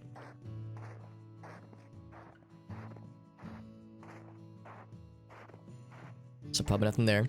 There's a child. They probably want a present. This says talk to the hand. We'll go there in a second. Hello, friend. Give paper glider to Fabio. This is clearly Fabio, just like the male model. Mama, have you seen my doll? Asks a distant voice. Oh! Oh, interestingly enough, the notification is like stuck, but when I move, it moves. Maybe it's being a little bit sad. It's being a little weird. But anyway, hold up. Oh, Jet says incoming. Was that a certain handsome gentleman? Let me grab. Don't let me crab. Let me grab with the G, the donation page, so I can see what the message said. And then I will also crab. I will do all those things. I bet it was a certain gentleman indeed. The page to load. It's taking its sweet time. Oh, that was Nepsid! That was Nepsid giving us a donation, but the Jet was warning us with incoming because of a raid heading our way. Thank you to Mr. Gratz. Mr. Gatafi, it's good to see you, buddy. Thank you so much, Jet. Or, thank you so much, Gratz. Thank you, Jet, as well, but thank you to Gratz for that raid. Thank you to Nepsid for that donation. We just got a Nepsid donation for our fundraising. Nepsid, you're too kind. Thank you, my friend. $25, by the way. That's a lot of money, dude. 25 bones. That's like a full skeleton, dude. But thank you. Thank you very much, my friends. Thank you very much. And thank you again to Gratz, our friend Gratafi, with a very kind raid. And Grat, I think you raided me last weekend, too. So I don't know what I did to deserve your many good graces, but I'll very selfishly accept it. How'd the Majora's Mask Rando go tonight, by the way?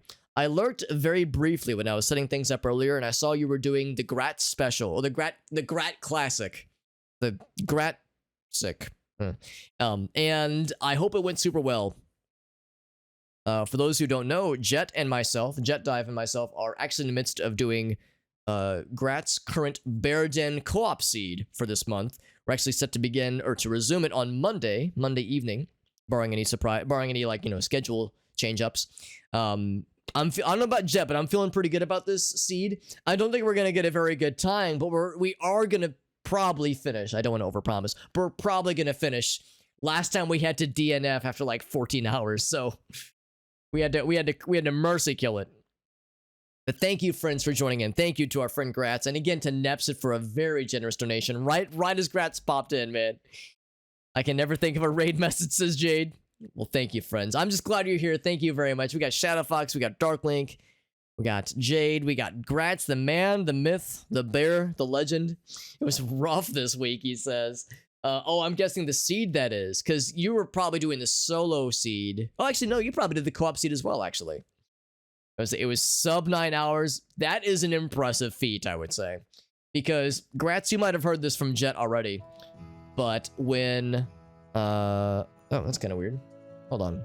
Is OBS being weird? It's being a little bit slow. Hopefully, like, it's not laggy. If the stream is lagging, you're welcome to flag me down and say, Alex, the stream is all fucky. But hopefully it's behaving itself. I'm just seeing OBS, like, lock up in a weird way. Like, it's getting stuck with something. I don't think it's my computer, though. I think we're okay. Let me check, let's check my CPU usage. CPU utilization. Because on my end, oh yeah, CPU is pretty high, actually. On my end, OBS is like topping out. It's like maxing out. I'm going to close a couple things just to be safe. Just to make sure there's no shenanigans, because sometimes that's a little bit nerve-wracking. You're playing, you're streaming, you're doing your thing, and you're seeing your computer being a little bit sad. So it's like, how can I make it less sad? Close a few things just to clear up some resources here. But anyway, Jet might have already told you, but yes, we DNF'd, obviously, back in October with the Bear Den co-op seed. And we were thinking, well, maybe that was just a rough seed. Maybe everyone else had the same struggles we did. Then we checked the Discord server. Everyone else was like 4 hours, 4.5 hours, maybe sub 4 hours. So we were like, damn, man, 13 hours, 14 hours in, we still got. So we're a little bit inexperienced, but we have heart, and we're learning, and we're having a lot of fun. And to me, that makes us winners in our heart, gosh darn it. Haven't done the co-op seed, but you'll do it after Christmas. Excellent. Excellent. Did I get a haircut? I did, Jade. Thank you for asking. Thank you, friends. Got enough money to scrape by. Well, thank you, Nepsit, for sharing the love. You're very sweet. You're very, very generous. And back to the universe. Well, I appreciate you, my friend, because I mean, a lot of us are trying to, keep our own affairs in order, keep our own stuff going, pay our bills, and have food, money for groceries and food on the table. So never ever any expectations when it comes to donations for our fundraising. Of course, it's appreciated, but I always make sure people know you don't have to buy my love and admiration. You get that shit for free just by being here. But no, this has been a fun night. We are playing this is the third Madvent collection. For anybody who's ever heard of the Haunted PS1 game collections, this is the third holiday, or I guess at least winter themed collection. It's themed around like an advent calendar, but they call it the Madvent Calendar. This is the 2022 Madvent Calendar. They just say it's Madvent Calendar 3. Madvent 3 Necrosis is the full title. And it is an advent calendar of indie games, indie horror games. This is number 4, either 3 or number 4. It is called oh, you know what? I forgot what it's called, actually. Hold up. Does it have it on the title? No, it does not. So I forgot what this one is called, but we'll find out soon. And it has like an old school kind of PS1 aesthetic. It's got tank controls. That's how you know it's real. It's pretty cool. It's pretty cool so far. Some of them have like a horror aspect to them. Others have been more adventure themed. Others are just more weird and experimental, as indie games sometimes go. I have to place the lanterns in here. I think I have to find lanterns that go inside of buildings. It's a passion that Matt's right, Jade. It's not about the completion or about success or about fast. It's about having heart, which is definitely what counts. So there are some pros that join in. Yeah, I was humbled. I was thinking, oh, surely we're not the only ones that struggled. And then I saw those numbers, and I was like, well, goddamn. To Mr. and Mrs. Lau, there are clearly little ghost friends. Here you go, friends. Little ghosty friends, delivering gifts like a regular old Santa Claus. How was it, Hollis? Hope it's not too much trouble, but we actually have a gift that needs to be delivered as well. To the family just across from us, pretty please. I'll take care of it. What's the present? It's a book full of stories and images passed down from our ancestors. This game's not very spooky. This one's more sweet and wholesome. Oh, that's very sweet, Nepsit. You're a good man. He says, well, thank you, Nepsit. I'll just say this much. It takes one to know one when it comes to recognizing good peeps. And we got a whole chat full of good peeps right now, so we're very lucky to have all this good company. Lots of new viewers as well as familiar faces. And of course, the joke is, well, I actually can't see your faces, but I see your screen names. And then I say, no, fuck that, I do see your faces, and you're all a bunch of goddamn cuties. You're all a bunch of sexy cuties, and I need you to please be less attractive, as my aging heart can only take so much. I turn 34 in a few months, so, I'm not getting any younger here. Your children would appreciate holding some memories of the past just as we did. It's a lovely gift. It sounds nice. Nice and wholesome. Their house is just opposite our own. You got it, fam. Storybook. Called The Magic Mist is the name of the story. But yes, just like Extra Life. Just like Gratz points out, this is an Extra Life streamy stream. In fact, it is the final kind of push for Extra Life donations before the end of the year. Now, granted, I'll have a few more streams after tonight. We'll have a few more streams that are mostly single-player streams, or weekday streams, rather. But this is the final push for, like, major donation efforts, just because around the time of the holidays, makes it trickier, obviously, to organize major donation efforts. Hello, horse friend. I have a gift for you. I'll have a gift for you next time, then, she says. And then she disappears. Vanquished into the ether. This is indeed my 12th year in a row, and I usually do 24 hours uninterrupted in like one sitting, but of course I had some health stuff. Early this year I had some... Whoop! For some reason the notification didn't appear. I heard it though, I heard it. So, oh, there it is, it just took a second. From Gratz! It was Mr. Gratz, the man! The freaking dude! Let me bring this up real quick. I want to see if there was a message associated to it. Thank you, Gratz. Holy moly, that's so kind. That was a thick donation too, wasn't it? That was 55 bones. God dang, man. God freaking dang. Thank you, my friend. $55 dollarinos. You're too good. You're too dang good. That brings us to 113 extra life points. Gosh, actual darn, that's kind. Thank you, my friend. Thank you very, very much. So kind. This is no donation message. It's all love, baby. It's all love. Thank you, Gratz. Supporting our fundraising efforts. Gratz probably remembers the 24-hour, like, in a single sitting thing we used to do. Like I'd said, I had some health stuff come up. Nothing scary, but from a combination of, like, streaming too much and just putting myself through too much rigor, I had developed polyps on my vocal cords, on my larynx, that I had to undergo surgery to remove. And that was at least partly from doing too long of streams. So now I break up the 24 hours into multiple 8-hour streams as a way to put less strain on my vocal cords. The surgery was very minor, by the way. It was an outpatient surgery. They didn't even have to cut me open. They just knocked me out, went down my throat with a micro laser. What I tell friends and family is that it was the sexiest laser deep throating I've ever had to do in my 33 years of being on this green earth. Definitely the top 10 as far as lasers I've had to deep throat throughout my life, so that was a pretty good one. Castor. I want to taste the soups. I got the stuff. It is best served hot and fresh, just like that laser was served hot and fresh down my esophageals. It was a good time. Did I start streaming? Oh, the fundraising stuff. So yes, that's a good point.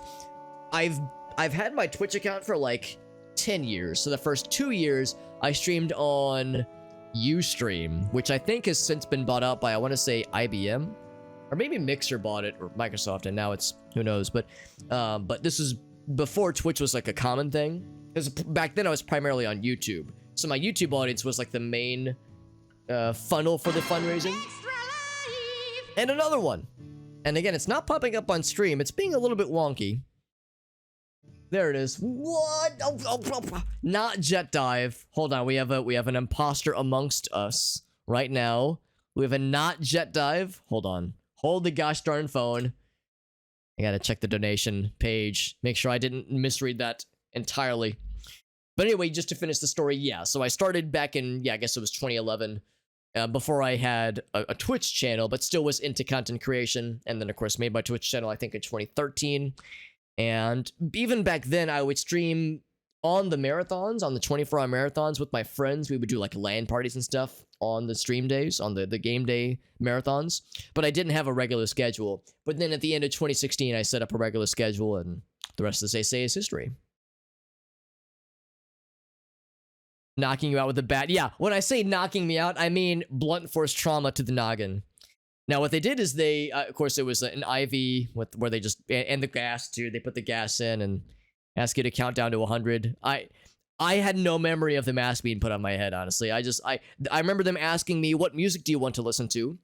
I've been listening to a lot of Tears for Fears lately, one of my favorite kind of 80s bands, so I asked for Tears for Fears. I heard the opening kind of guitar riff to Everyone Wants to Rule the World, Everybody Wants to Rule the World. And then the next thing I know is I'm waking up and I'm in the original, not the operating room, but I'm in like my original room. Gracie is there and my throat feels weird. So it was very quick and very, I wouldn't say painless, but like easy, very quick and easy, relatively speaking. And after about 2 weeks on vocal rest, well, a week on vocal rest and then like 2 or 3 weeks off from streaming, I was back into the saddle. So no problem there. No problemo. Will I stream Tuesday or Thursday? I will most assuredly stream Thursday. Probably not Tuesday, but probably Thursday. The my esophagussy. Thank you, Whale. Yes, that's correct. My esophagussy was romanced. The joke is that, like, yes, I deep throated a laser and then they didn't call me the next day. But actually, they did call me the next day. They always do that as like a follow-up for your surgery. But I warned them ahead of time, if you're going to call me, I won't be able to talk because I'm forced to be on vocal rest. So they called, I didn't answer, and then I texted them saying, I'm good, fam. I'm good, I'm not dead. Yeah, July 2011, yep. That's what it would have all been begun, when it all would have started. Or June, maybe. Anyway, so Mr. Gosh darn Jet, hitting us with a big old heckin' dono, 100 bones. Leave it to Jet to be all about the bones, since he is our resident dog pilot friend. Digging up some bones in the backyard. Thank you, Jet. Holy shit, dude. $100 that's a lot of money, man. That's a thick fucking dono. That kind of generosity is so kind. And Jet he's gifted me a bunch of games over the years. He's donated to our previous fundraisers. He's already subscribed to us. It's like, dude, that's so nice. Jet's like, Alex, I know I can't buy your love and that I get it for free, but what if I spend money while I get extra love? Will I get more of your love and admiration? Like I said, not ever is there any expectations. I'm just happy to have people here to chat with and to watch. Spending money is never an expectation, but of course it's appreciated. Tears for Fears is great. The 80s versus 2022 comparison. I'm guessing you mean like their 80s albums versus their newest album. Because Confession, I haven't listened to it yet, but I do own it.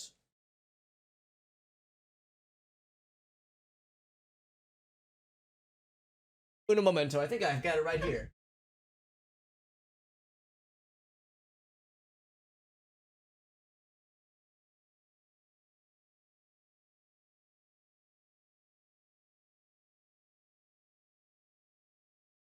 Got the label and everything.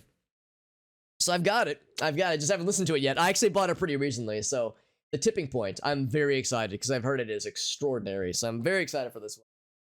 But I had to get a physical copy to support my boys, of course. But yeah, I'm very excited because I've kind of got like a backlog of music I'm trying to like power through to get to it, but it's on the list. It's on the stockpile. Did they buy me dinner before deep throating that thing? It was the joke is that they did call me the next morning. But it was not a gentle lover. My throat was pretty sore. It wasn't too bad. They did give me painkillers, but I didn't end up needing them. Which is good, because painkillers, like, kind of freak me out. Because, you know, people get, like, addicted, and try to avoid that if I can help it. But I was pretty sore, like, for the first couple of hours. But once I got a little bit of ice cream in me, non-dairy, thankfully. I got some ice cream in me, had, like, an egg. Just with the whole shell. No, I like scrambled an egg. Just once I got some food in me, drank some water, it helped a lot. Took a nap, and then I was feeling much better. And Grace was by my side the whole time, so I had lots of good help. She's a good lady.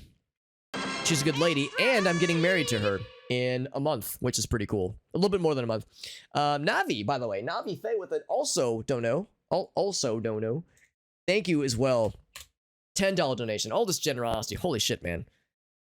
Like, you heard me say earlier, I'm turning 34 in a few months, so my aging heart can hardly handle this generosity, man. Had something similar. Just don't talk for a couple days. Yeah, that's pretty much what it was. I was on vocal rest for about a week. It wasn't that bad. The only downside is that when I take my dog outside, I usually use vocal cues to say, let's go outside, let's come back inside, do you want a treat, that kind of thing. I had to be, like, miming the whole time, so it was a little bit awkward, but... Excuse me, but we managed okay. Thank you again to Navi for the very, very kind raid. Or, I'm sorry, raid. Listen to me. Donation. Kind donation. Brain's a little bit frazzled, but thank you, my friends. All kinds of generosity tonight, and it's so nice. June 2011. Way back in the day. My aunt can still hear the ant yelling. Trying to steal you from Gracie. Well, it's a little bit hard for you because you're a little bit farther away, but Jet's a very tall guy and he's got long arms, so we'll see. We'll see what the competition is like. So it's like videos comparing how they sounded then and how they sound now. Oh, like they're singing and they're like vocal range. Because yeah, I mean, I've unfortunately never seen them live, but I've seen like videos of them performing live. And I mean, yeah, they both sound really good. I think both Kurt and Roland have always had extraordinary voices. And yeah, they've both aged like a fine wine. David Gilmour has the same thing. One of the singers from Pink Floyd. I swear, man, some people cheated the system because your voice is supposed to deteriorate as you get older. But some singers like sound better with age. So yeah, that's 3 examples right there. And they're all Englishmen. Thank you to Navi, by the way. Navi, so kind. And I see it says first time chatter from the raid. So thank you, Navi. Popping in for the first time, hitting us with the dono. Very generous. Very, very generous. Might be your sibling. What? You got a sister Jet? Or brother, I shouldn't assume. But thank you. Thank you, my friends. Thank you all of you for being here. Continue playing the games, but so much generosity, so much kindness. And again, it's all for charity. It's all going to helping out the sick and injured children. Rest assured that 100% of what gets donated, not just tonight, but just all year long, goes right towards Children's Miracle Network. What's nice is that I don't have to handle the money. I don't have to deal with any of that shit. All I do is I just stream the games and talk about it. But the money goes right towards Children's Miracle Network. So I don't take a cut, nor does Extra Life. Extra Life is just a fundraiser. There's no like third parties dipping their hands into the honeypot. None of that kind of shit. So rest assured, it's going towards the fine folks over at Children's Miracle Network, helping out them sick and injured kids. That good shit. We like that good. As long as you keep using the voice, it's still set. That's probably what it is, Will. It probably is a matter of like keeping at it, doing vocal warm-ups and exercises, not doing a fuck ton of drugs. You know how it is. Also, another one. Freaking Khalid in here. Another one. Whomst was that one? I actually missed whomsoever was the kind benefactor for this one. Scroll down the chat a little bit so I can see the messages. Looked up a 2022 performance. I mean, they're not exactly young. They're not exactly young, but they still sound hella good. And they got a good backing band, which is nice. A lot of good people in the chat. Aw, well, thank you, Ryan. Like I said, man, it takes one to know, in this case, many. It takes one to know one. It takes many to know one. Thank you to John, also. I saw the dono sneak in. Thank you, Mr. John. Another kind donation. I think my brain's getting a little bit frazzled. We're definitely going to beat this game that we're on right now. Will be wrapping up in a little bit of a bit, but we're gonna see this thing through at least. No third party, says Ogasso. Despite my best efforts, he says, as he like twirls his snidely whiplash mustache. Oh right, we were tasting the soup by this lad. Let's see what's going on here. It says, what's that say? Ooh? Or ool. And then, oh, it's a little girl. Anyway, the soup is delicious. Hope everyone else feels the same. Last year's soup didn't go over quite so well. What does that mean? Did it give everyone explosive diarrhea? I sure hope so.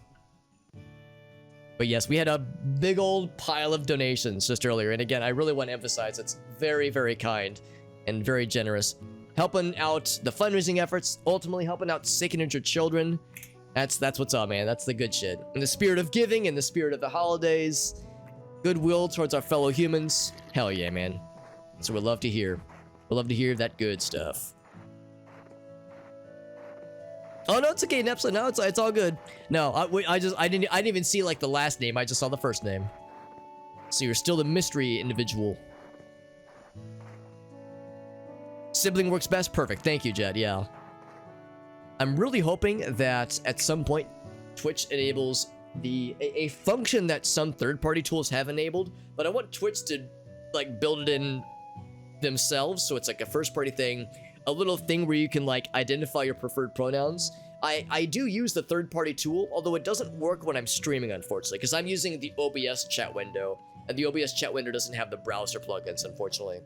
But yeah, there is a browser plugin that the third-party allows you to use, but you have to, like, you know, sign up to input your own. It doesn't, like, prompt you for it ever. So it'd be nice if Twitch were to build that in themselves. That way, it helps to, you know, makes it easier when it comes to knowing how to address someone, just because you don't want to accidentally, you know, use the wrong word or cause offense. Most people get it, obviously, but still, it's something that's important when it comes to identity, that kind of thing. Here's your gift. Check on Lipa. Lipa, how you doing, fam? I see you have the head of a horse, or the head of something. What are you exactly? No, you're kind of a horse. Yeah, you're a horse. You dear little thing, I couldn't thank you enough for your gift. Wasn't nothing but a thing, baby girl. Some good old soup that induces the shits. Well, maybe not too much. I mean, when it's cold and miserable like this, maybe a little bit of spice is good. Never hurt anybody. So we can just check on people. So these are people we've already addressed. We need to find more ways to make people happy. Give more gifts and light more lanterns and such. Here's Harlow. I like his little face. Doesn't the Skybeam look simply spectacular? The Skybeam. PS1 horror games, yes. And there's a bunch of them in these packs. My chat on screen is being a little bit wonky. No, you're right. It is being kind of funky, isn't it? I hadn't even noticed that. Just go for a day until they see the other one. That's probably, like, the right strat, honestly. I've mentioned before that, like, if somebody pops in, their screen name is, like, Big Dick Billy 6969 with, like, the lowercase x, uppercase x, they're probably a dude. So I can probably default to he, him. But, what was it? Johnson, she's a lady. Her name is Joy. And the name Johnson was, like, an inside joke with their friends. And then Quincy, who popped in earlier, I typically think of Quincy as a dude's name, but she's a lady. And I was like, oh shit, I had no idea. It's an alternate spelling of the name Quincy, but still, I'd never heard about it before. But then I think about in college, I went to college with a girl named Billy. Her last name was not Jean, but still, same idea. Like these two egg friends. Banana egg and purple eggplant egg. For us, and for your children. Oh, this is the book. The book, right.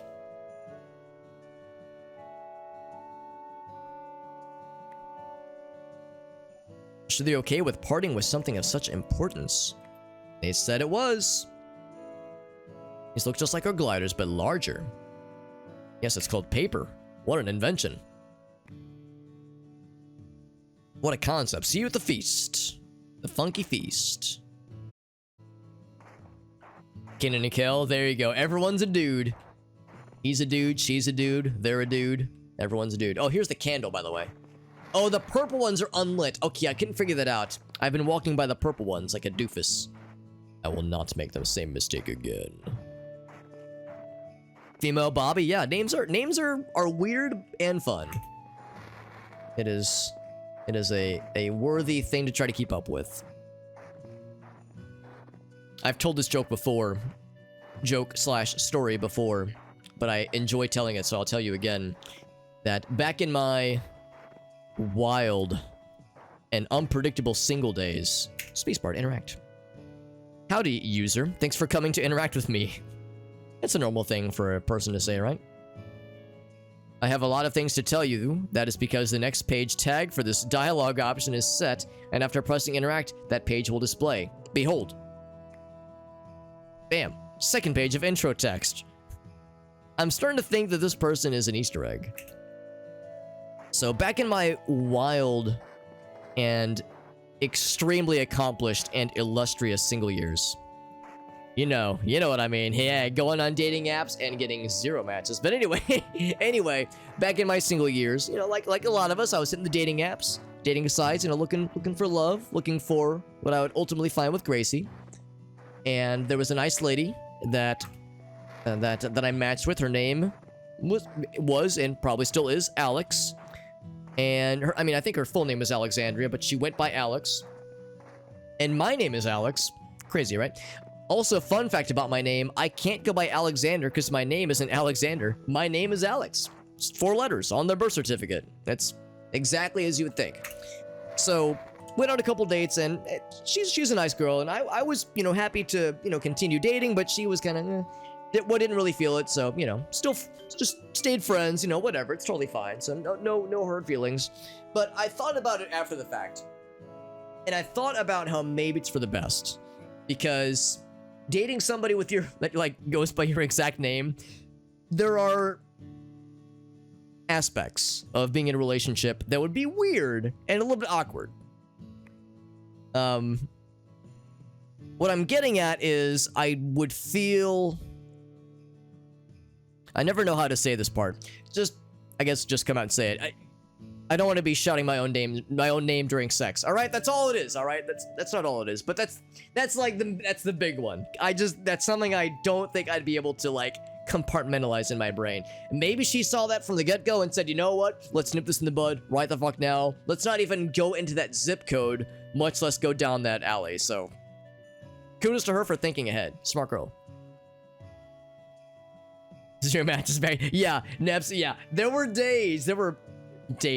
fucking months, I think. There was at least like a 1 to 2 month period of just getting zero hits in the profile, no matches on Tinder. I was like, god damn, what's wrong with me? Do I smell? Somehow my profile has a smell. So yeah, there were dry spells, there were droughts, there weren't really any floods. We're being honest, but I eventually fooled Gracie into thinking I was pretty cool, and here we are some years later. 5 years. Well, we first met in 2014. We like kind of acquainted ourselves back in 2017. Started dating in earnest, and we're getting married in a month and a half, which is pretty cool. It's gonna be a good time. A female Bobby, yeah. Yeah, I think I knew a Bobby, a lady Bobby at one point. It was spelled like that with an IE. Short for Bobarina, I don't know. Alex and Alex, that's a power combo. And I told that story to one of my friends, and she was saying she's a big, what's it called? She's a big Twilight fan. We all remember Twilight from the good old days, like 10, 15 years ago. The novel book series by Stephanie Meyer. Very popular and very fabled book series. And she's a huge fan of the series. And she was telling me how Taylor Lautner, I think was the guy's name, who played the werewolf lad, the werewolf friend Jacob. Dreamboat, very muscular, very buff. And how he married a nice lady named Taylor. So now they are both literally named Taylor Lautner. Lautner. And yeah, that's another aspect. What if you get married and you have the same last name? Goddamn. Yeah. It's exactly. You need your own way to address, like, which Alex am I referring to? Or if other people, you know, they say, hey, Alex, and we both turn our heads. So many awkward moments. If my name was Will, I could be Will and Grace. God damn it, that's too good. I hadn't even thought about that aspect, but you're right. Alex to the power of 2. Well, I mean, when you're inside of the, yeah, actually, it kind of works out. There's an Aaron and an Aaron.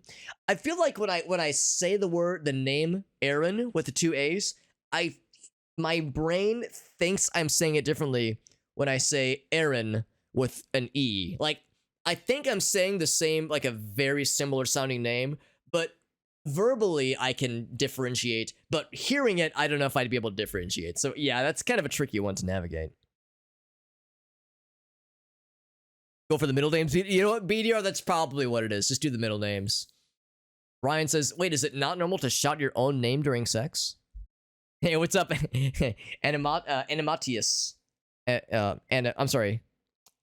Oh boy, that's quite the name. Animositus. There it is. Yeah, that's a good strat too. Just shut the wrong name. Just like a different name every time. What's up, Straight Halo? Change the name to Al. One of my brothers went through a phase of trying to call me Al. You can call me Al, right? It didn't catch on And then my middle name is James. That same brother tried calling me AJ for a while. It just didn't catch on, man. I'm not much of a nickname guy based on my name. If I'm gonna have a nickname, it's gonna be Hobbit and nothing else. Yeah, Alex J. I'd like to congratulate me for a job well done. There you go. There you go. Shout the wrong name. Oh, Bobby is short for Booby. Boobina? No, Bobbina. Dating apps were a sobering realization. Yeah, there were some wake up calls for sure, Ryan. Yeah, it was a good reality check for better or for worse. Back in those days, they sound like a nightmare. Yeah, it wasn't fun. It was I wouldn't say a necessary evil, but it was a convenient evil. And great, I did meet Gracie through that dating app, so it all worked out eventually. It all was worth it, but it was a grind getting there, and not the fun kind of grinding, bumping and grinding, but the arduous kind. You know, a Caitlyn that married a Caitlyn. Interesting. Kind of makes sense, though. Am I supposed to do something with a hand? I don't think so. They worked in the same place. Oh, gosh, that would get confusing. 3 Emilys? Wowzers. Yeah, you have to really specify whomst you're trying to get at. Oh, by the way, I can check my stuff. How many gifts do I have left to give? Unless we've already gotten all of them. Oh, here we go. Here's a friend. A friend with a nice little helmet. He's wearing like a colander on his head. Excuse me. Song stuck in your head, BDR? Which one?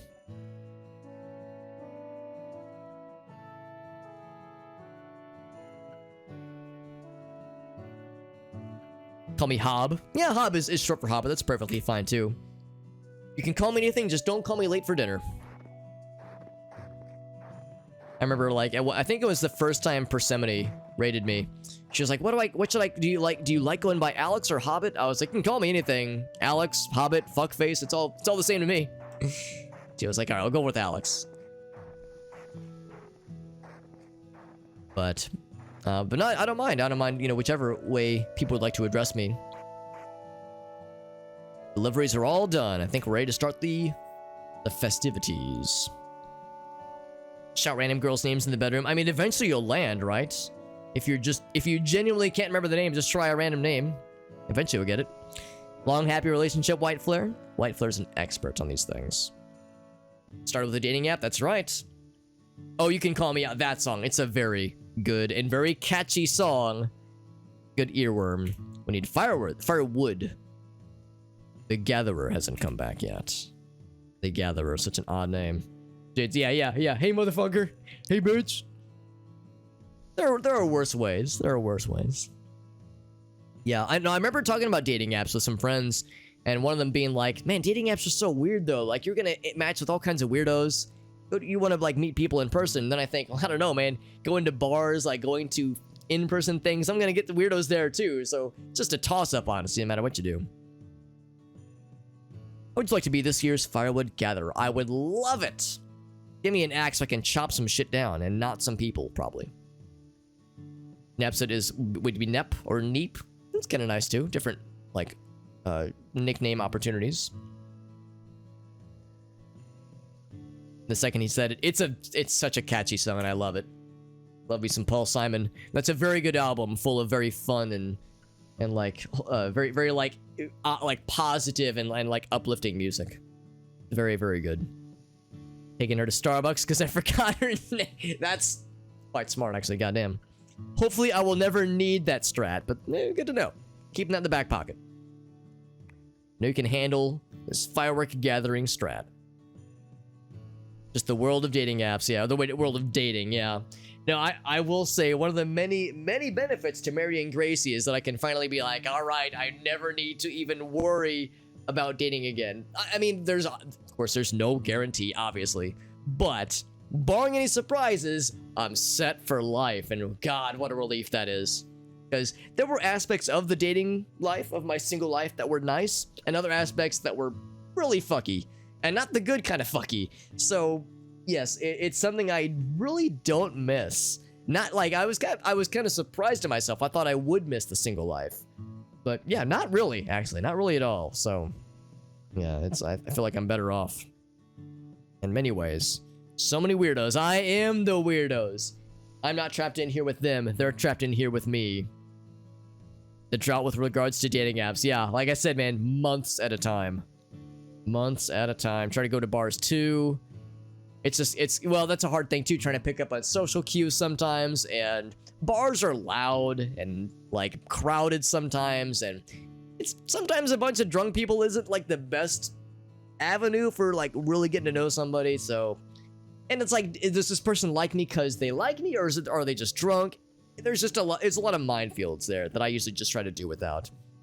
Fucky, but without the fucking. Yep. Too real, man. Too real. A morning of awkwardness is better than a night of loneliness, BDR. To each their own, right? Some people prefer, going out and venturing out into the world. Others, myself included, I was always a bit more shy. So the dating app approach was always nice because it's like you can put it all out there right from the get-go. Here's what I'm looking for. Here's what I'm not looking for. Helps kind of, weed out those who you would have no match with. Just like, I'd be wasting their time and they'd be wasting mine. Yeah, but it's different for everybody. Everyone's approach is different. If the marriage were to end, oh Jesus. Now I was just thinking like a lot of us who are either married or about to become married, or at least long-term relationship. Yeah, it's like you want to have at least an idea of what life would be like. Yeah, if push were to come to shove, and if the bad stuff were to need to happen, the unsavory path of relationships ending or divorces happening. So it's you want to be at least having an idea of what you would do in that case. But again, barring any surprises, when it comes to marriage, it should be all set. You should be all good to go. So yeah, no, I don't really think much about what life would be like if that were to come to pass. But like a lot of us go, we figured out as we go. Like a lot of us just try to figure things out as we live our lives. Maybe just stay solo and absent. Honestly, I have a lot of friends where I've never asked them about it, but in some cases 20, maybe close to 30 years I've known some of them, they've never had a partner and I've never heard them express interest in one. So it's not for everybody necessarily. The one thing I will say is, having been in relationships in the past where I just wasn't feeling it, and I was kind of trying to forcing myself into it, try to force myself to like it. And that was an important experience because it taught me how being alone is sometimes better than being in a relationship when you're just not there. It's just not working for you. It was a lesson I'm glad I learned, because it made all subsequent relationships, relationships that I wanted, made them that much more valuable to me. Because it's I'm here because I want to be here, not because I feel like I have to be. Because that was a lesson that I think a lot of us know about, and I probably knew, but kind of seeing the business end of it, on that, from that perspective, was very enlightening to me. So yeah, you kind of learn about what your priorities are, and yeah, in some cases it's being solo versus just being desperate for a relationship isn't for everybody. Because in my single years, I think about when I was completely living solo, with no other ties to be bound by, so to speak, and there was a lot of benefits to that. I really was able to do whatever the fuck I wanted, right? I was the master of my own destiny completely. And Gracie and I think we both are pretty independent people, so I don't think I'll need to completely lose that independence. So I like to think I can have the best of both worlds. I can play my video games, I can do my streams, I don't have to, it's we're afforded our own spaces. But no, I think about how there were times in my life where I thought to myself, you know what, if this is how it's gonna be forever, it's actually not that bad. I can find happiness here without needing that, that shiny relationship or the shiny marriage. So the fact that I found it is, I'm very fortunate, I'm very lucky. But I also I had to learn to kind of be content with just myself, which did took some working on. They didn't have the pictures, BDR. Dude, trying to find flattering pictures, especially if you're like me and you don't take a lot of pictures. Yeah, that was a struggle too, my friend. She's stuck now. That's right, Ryan. Based on life expectancy, I'm dying first. Ryan says, I got you, motherfucker. Your true person will come along when they do, right? I mean, you just don't want to force it. You want it to be natural. And you also want to make sure you're not, like, being too picky, and you're willing to be honest about yourself and others about what you're looking for. And, like, there's all these layers and all these degrees of gray area to consider. But I like to think it's part of growing up. It's learning about myself and what I want, and learning about those around me, and things I like in a prospective partner, things I wish to avoid. And yeah, you meet someone, you date them for so many months, so many years. You start thinking about long-term plans, and yeah, you kind of weigh some options, and you start to talk to them about these kinds of heavy subjects, see how they respond in kind, and yeah, see if you can find a mutually agreeable solution that makes everybody happy. And then yeah, that's again, to me, it's part of growing up. Partners, yeah, that's a good way to look at it, Epsit. Yeah, well, and it's different for us because, like I said, we're in like talking about us moving in together. Gracie is doing a good job, I think, of encouraging me to make sure I have my own space, like how she has her own space in her house. She, of course, has her house, but she also has like an art kind of studio room, and we've renovated the basement because we want to turn that into kind of like the nerdy Alex office / streaming space, so that way I have my own dedicated space. So it's like, and we're fortunate to have the resources to do that. And we don't really want to have kids. So that also will help encourage our independence and not have to be at the beck and call of something, whether it's each other or small little diaper gremlins. No offense to those who have kids, obviously, but I just don't know if it's the thing that I want necessarily. And that does change the dynamic of a marriage as well, or a relationship at least. Because yeah, these things are not for everybody. And deciding what I want and what I don't want, again, that's that whole growing up thing. Sometimes you figure you're aromantic. That's correct as well. There's aromantic. There's I guess it's ace or asexual. There's all these like plot points on not just the continuum of gay or straight, but also the continuum of romanticness, and there's obviously gender identity. There's all these like facets of what makes us human, and what makes us inclined to look for this kind of partner, or this kind of thing, or this kind of thing. So it's, yeah, we're all a bunch of weirdos. We're all a bunch of weird, water-filled blobs of meat and anxiety. So humans are weird, man. Aromatic. We might be aromantic or aromatic. I mean, I guess if you don't give off scents, as long as you're not giving off like pungent scents, it's probably okay. I don't know if I give off a lot of pleasant scents either, obviously. Old Gather hasn't been the same rather, since the autumn winds came. Get back to the games, by the way. But I do enjoy the conversation. I enjoy the conversation and the contributions and viewpoints and whatnot. This is some good 2:20 a.m. late night conversation that I live for. Love this kind of shit. You have an odor about you, yes. Maybe it's a matter of finding somebody who appreciates the odor, or at least isn't repelled by it horribly. Then there's poly people, you're correct. There's the people that say, you know what, I'm good. And then there's people that say, I'll take all of it, please. They'll say, I'll take E, all the above. Which is perfectly valid too, so long as everyone is down for it. Everyone's is a consenting individual. Then yeah, by all means, as long as everyone understands, how to make it all work. Just like with any relationship, agreements and mutual respect. That's that good shit right there. Can't be too long about it. We're gonna get some firewood. Little ones will play with their toys, and we're all Gucci. I wonder if this old cabin is still there.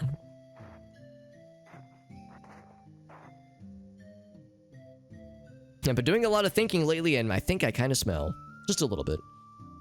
The heads here made a right proper choice with this one, won't they? Or didn't they, rather? What's it called? Thus of Woods? Chus of Woods? What's that letter? We'll say Thus of Woods. It's going against our ancestors' wishes. So that's what this door is. It's going out into the woods. My name is Hollis, alright. This person's a previous gatherer. Piece of advice. Keep to the path. Our ancestors tore up the ground when they used to live out there. The soil was sick. It's all loose now like fresh snow. Any heavy steps in the wrong place and you might slip under. Easy prey. Pray for what exactly? I don't know. I never actually got to know for sure. That's why they don't usually send little ones out to this kind of stuff. Hala says, oh, I didn't realize that there were monsters out there. Scaring the new kid. It's probably nothing. Maybe intimidating the first few times, but you'll get the hang of it. Come right back here as soon as you can. Are you ready? I will let you down. Mahala. Take this hat before you go. The calendar that he's wearing. It's the badge of honor. Some artifact from the past or something. Not sure what it means, but they gave it to me when I first started, so it is yours now. About one's own scent. It'll keep the noggins warm, which is good because we have everything else to bundle us up. It's quite soft. Like how it burns like a gear. Out into the woods we venture. And of course it shuts behind us, ominously. Alright, now I have control again. Can I put on my cool hat? I don't already have a hat on, do I? I do not. Space? E? Yes, click. Nope, okay. I guess we already have it equipped. He said stick to the path. So I don't know what to expect. This could get weird or spooky. But on the quiet side, I'm gonna see if I can raise the volume a smidge. Actually, no, never mind. I think it's fine. I lied. I'm a filthy liar.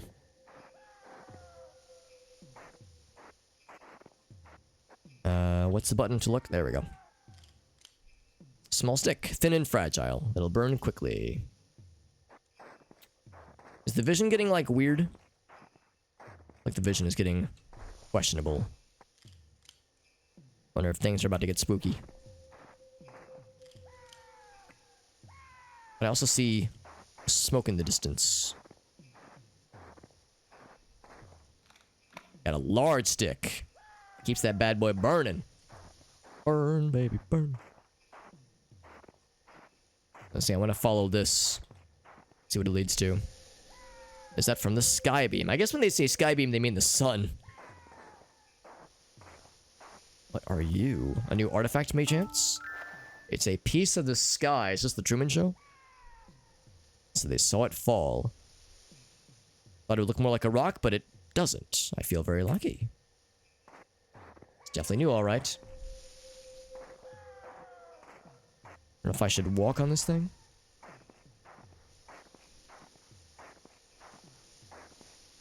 Piece of the sky. Now, I don't really see a path anymore. Oh, this is kind of a path. No, we're still good. We're still good. We're finding more firewood.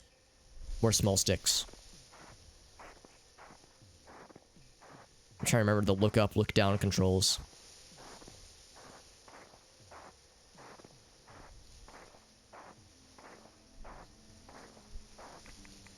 Alright, I keep wondering if there's a sprint button, like a move fast button. There does not appear to be, because shift just brings up the menu. The inventory. Sturdy and tough. Just like us, because we're so tough. I say as we venture more into the nightmare forest. And like there's this weird hissing noise. And the music is getting spooky.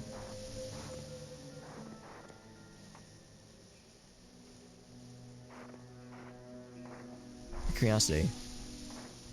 So we can see like some space, some like rings in the planet maybe, but nothing obvious. Oh, spooky. Some wood here. Mind if I do?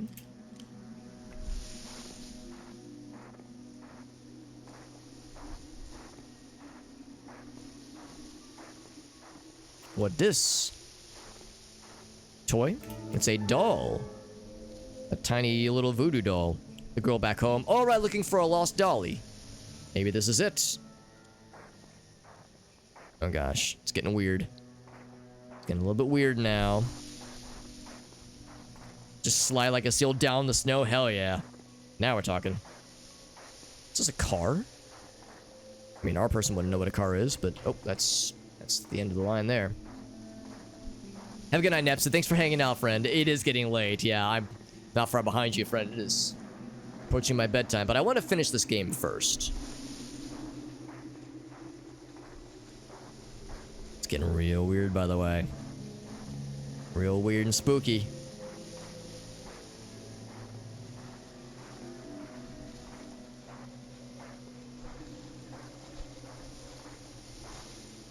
I don't know if there's things that are gonna jump out and gobble our booty holes, or if it's like whatever's out there is harmless. All I know is it's getting way darker, and I'm having a harder time finding my way. Does this mean we've been out for too long, I wonder? Maybe there's a timer. I think we're supposed to get lost, though. Of course, we don't have a map.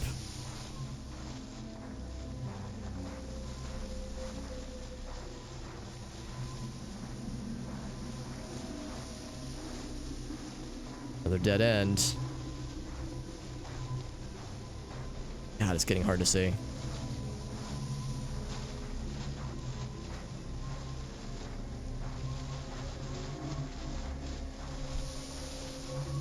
There's just something horrible that's reaching for us. Oh god, the music's getting weird. I've got more firewood though. Hey, look at that. Got my small stick.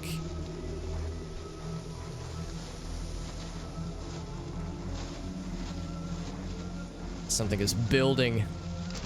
Oh! We fell. My things fell out of the bag. Well, we're not dead, but we did, I think, fall through the snow. What's that beyond? Uh-oh. What's something glowing? Oh my. I still have my sticks. The woods.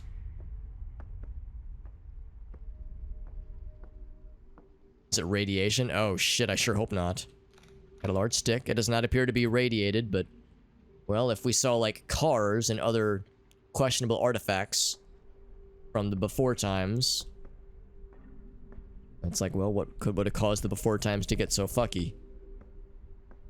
Underground radiation would maybe do it.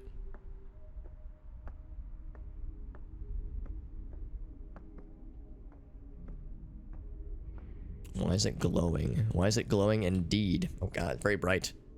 Burns so bright. A stick.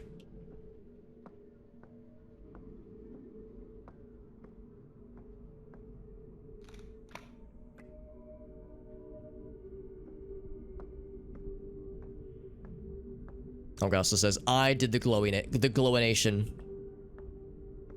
Augusta caused the radiation single-handedly. Was there a thing just now? A thing on the ground? No? Okay. A flashlight would be very cool right about now. I could look for more stickies. Oh, it's my hat. Or a hat, at least. Oh, maybe it's not a hat at all. A yellow bowl. Same ridge as my hat. It's not very stable, though, so it's not a hat at all, but it's a bowl. Maybe it really is a colander. Or a strainer. It's a new Fallout game, and then the logo Fallout 5 appears on screen. An indie game Fallout precursor.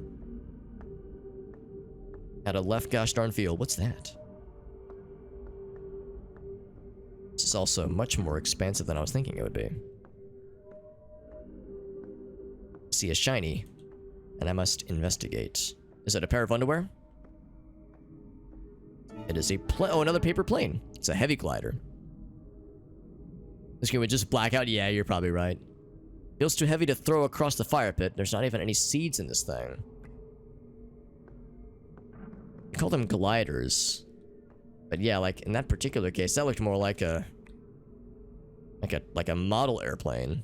Yeah, they call it a heavy glider. So just strange artifacts in this strange place. There's dialogue? Really? We raise the auto on my end. I've raised it up a little bit on my speakers. Definitely hearing weird noises.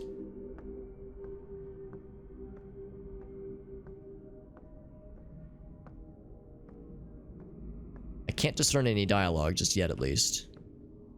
Let's keep going this way. I think that's probably the right way to go. Towards the green. Oh, we can't go that way.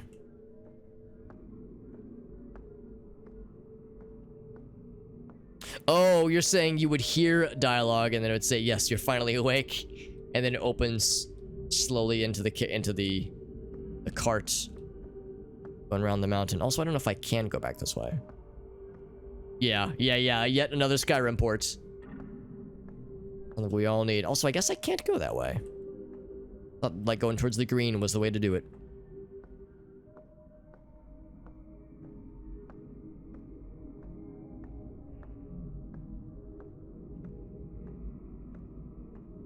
Yeah, I see like the green in the distance and I think, well shit, that must be the right way to go.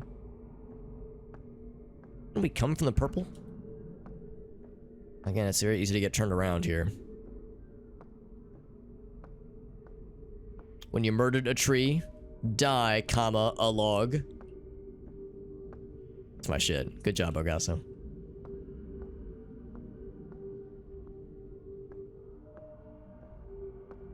The spires are too thick. Let's go this way. And again, there's no sprint button, as much as I wish that there was. No jump either, for that matter. The protagonist is none too bothered about the happenings here. I already came this way, though.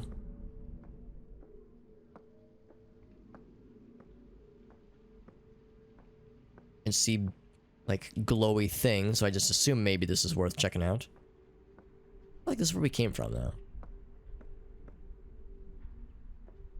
Oh god, I'm hacking up the controls. I think this is where we fell down.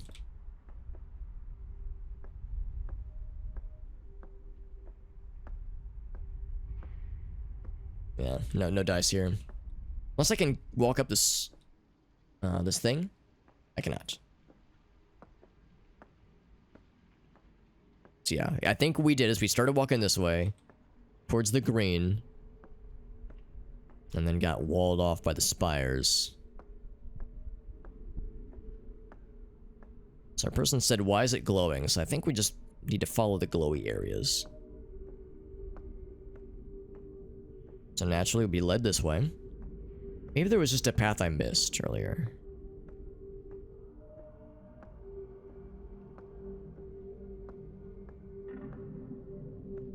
You go that way. And you know, we got the heavy glider. Maybe there was a path by the heavy glider I was supposed to take. So yeah, this all seems like a big old bag of dicks. Oops. I keep trying to sidestep, but oh, it's not R, it's E, that's why. Yeah, I'm fucking with the controls. Trying to be a cool dude. Oh, but it's so dark. Can't see shit, Captain. Yeah. That's not it. Maybe back this way? Maybe there's like a path here I'm supposed to follow? Ooh, here we go. This looks encouraging. Very easy to miss a lot of these details here. So there's another thing over this way. Maybe a new glider, perhaps, to add to our collection.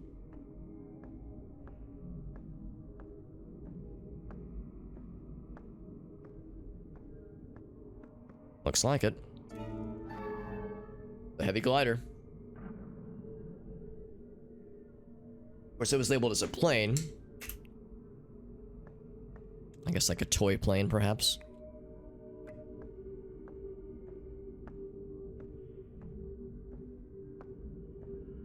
Or are they like... These aren't like real vehicles we're picking up, is it? No way.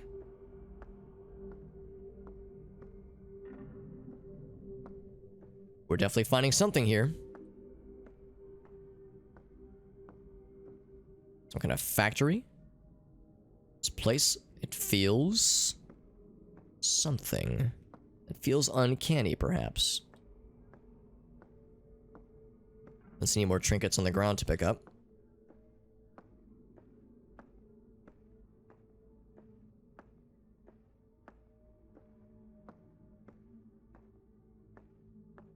Something on the ground? What's it say?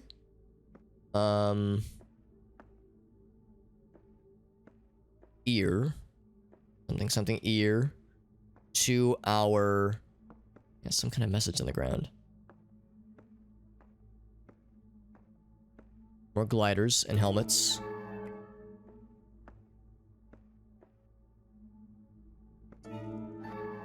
Yellow bowls.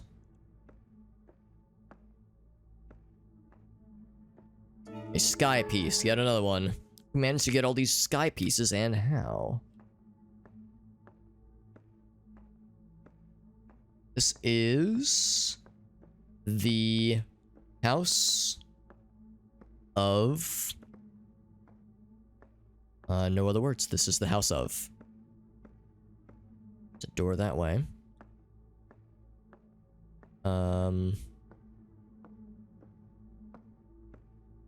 What's it say?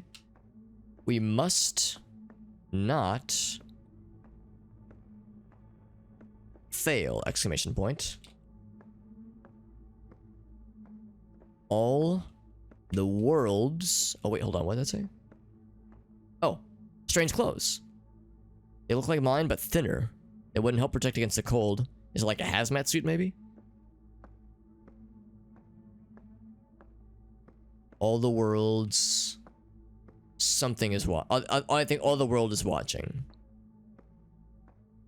All the worlds are watching, I guess.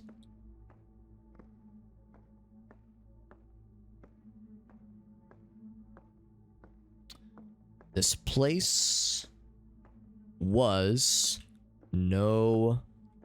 has no name. This place has no name.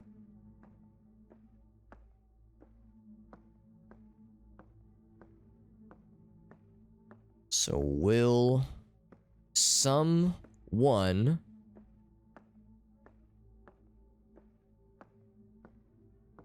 lend an ear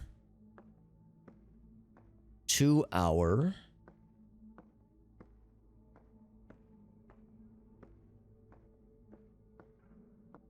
mournful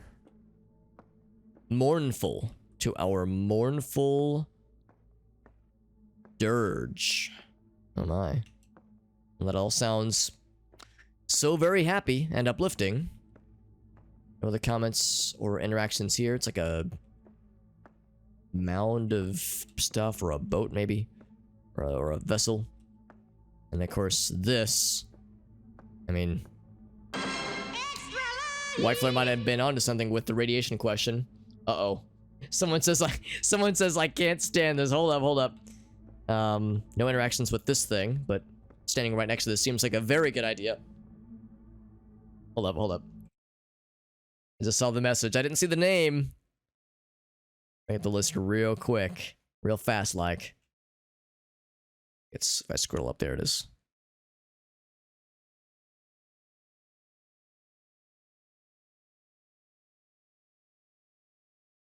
It was... Wait for it. Once it pops up. I can't stand this. $80, and then the comment just says JFG, so Jet Force Gemini is the best game ever made.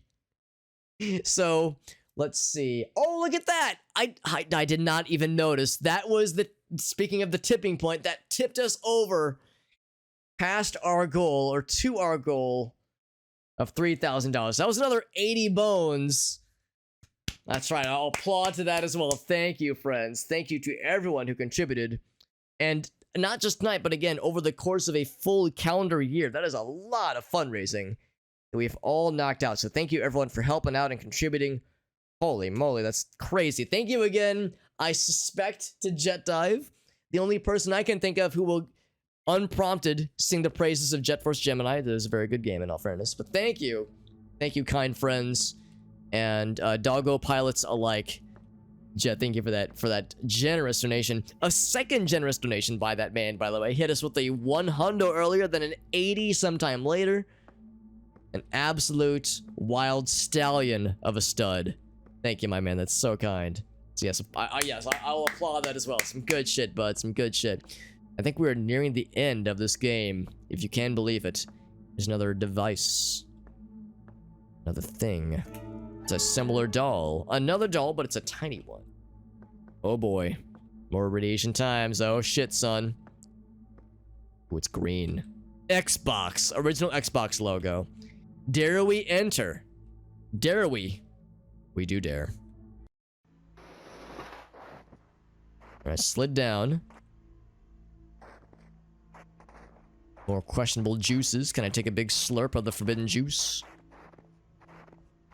The extra spicy Kool-Aid. I go this way. Excuse me. That hand. I wonder who this door was meant for.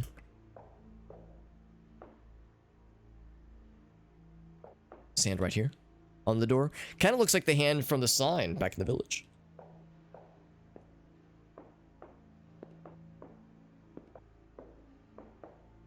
It can go down. It do go down. Oh, big chains. That reminds me of Limbo a little bit. Just very large, surreal, kind of factory, industrial landscapes. Very ominous and brooding.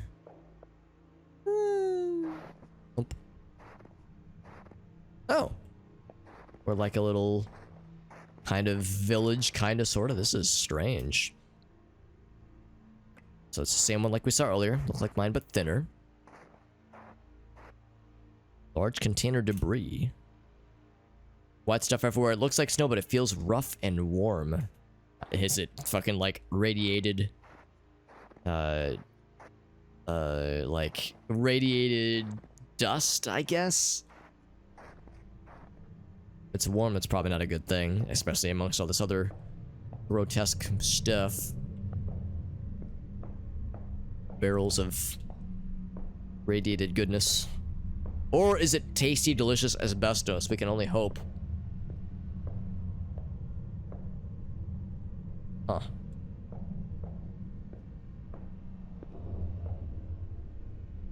All these lanterns burning for so long. Did my ancestors light them? Yeah, were these the predecessors then? They were talking about their ancestors and yeah, the people before their village. They were talking about how in the olden times our ancestors had like dug up this place. Like dug up like a bunch of the store got knocked down too, by the way. They dug up like a bunch of the lands they could dig down. I meant to come down here. Or was I meant to come down here, rather? People back home are wondering where I might be right now. It's taken me so long. Can't go up, but we can go down. Asbestos and delicious radium. Yeah. Yeah, the 1960s special. That ain't no shit. Too real. Open the door.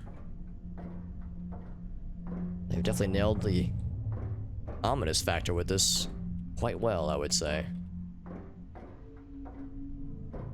Wish there was like mouse controls or something. 13. Lucky number. Because yeah, the tank controls are a little bit needing to get used to. Can't go through the door. We are descending. 12. Seeing a pattern here. Oh, okay, never mind. Can't go down any further. Getting louder and more menacing. And, well, this might have something to do with it. All the drums of radiated goodness. They look like the presents I delivered to my friends. Uh-oh. I mean, were we delivering toxic radiation to our friends? Did someone leave them here for me? I couldn't get them back into the open and open them by myself. I don't think you want to open these, fam. I don't know if you want to be here at all, TBH. TBQH WTF barbecue.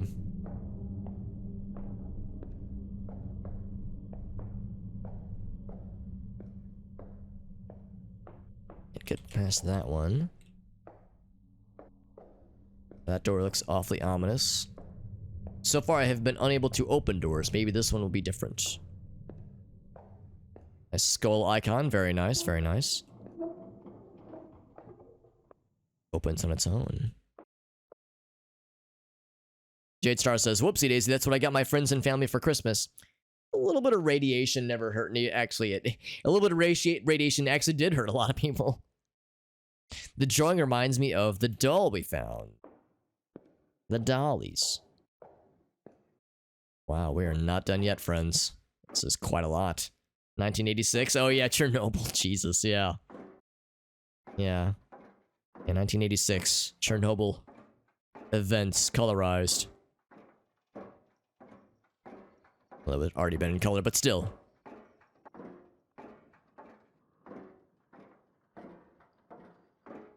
Are we like getting more to like the reactors, I wonder? The reactor cores and shit? There's not much to look at. And of course, doors are closed, as you'd expect. Yeah, just events is what we'll call them. Happenings.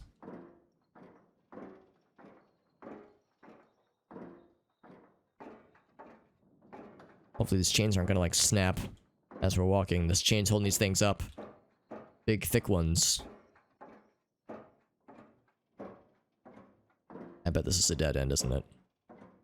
Yep, no interactions. I see the stairwell now. Yeah, I should have gone that way. Don't freak out, but some stuff happened, and I might have accidentally given you a small, slight, significant dosage of radiation with the presents I got you. Now, promise you won't be mad. Nothing good can come from the sentence from a sentence that begins with, "Now, promise you won't be mad."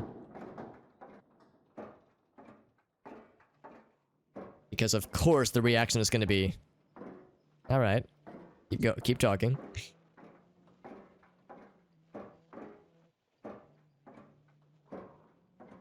Keep descending.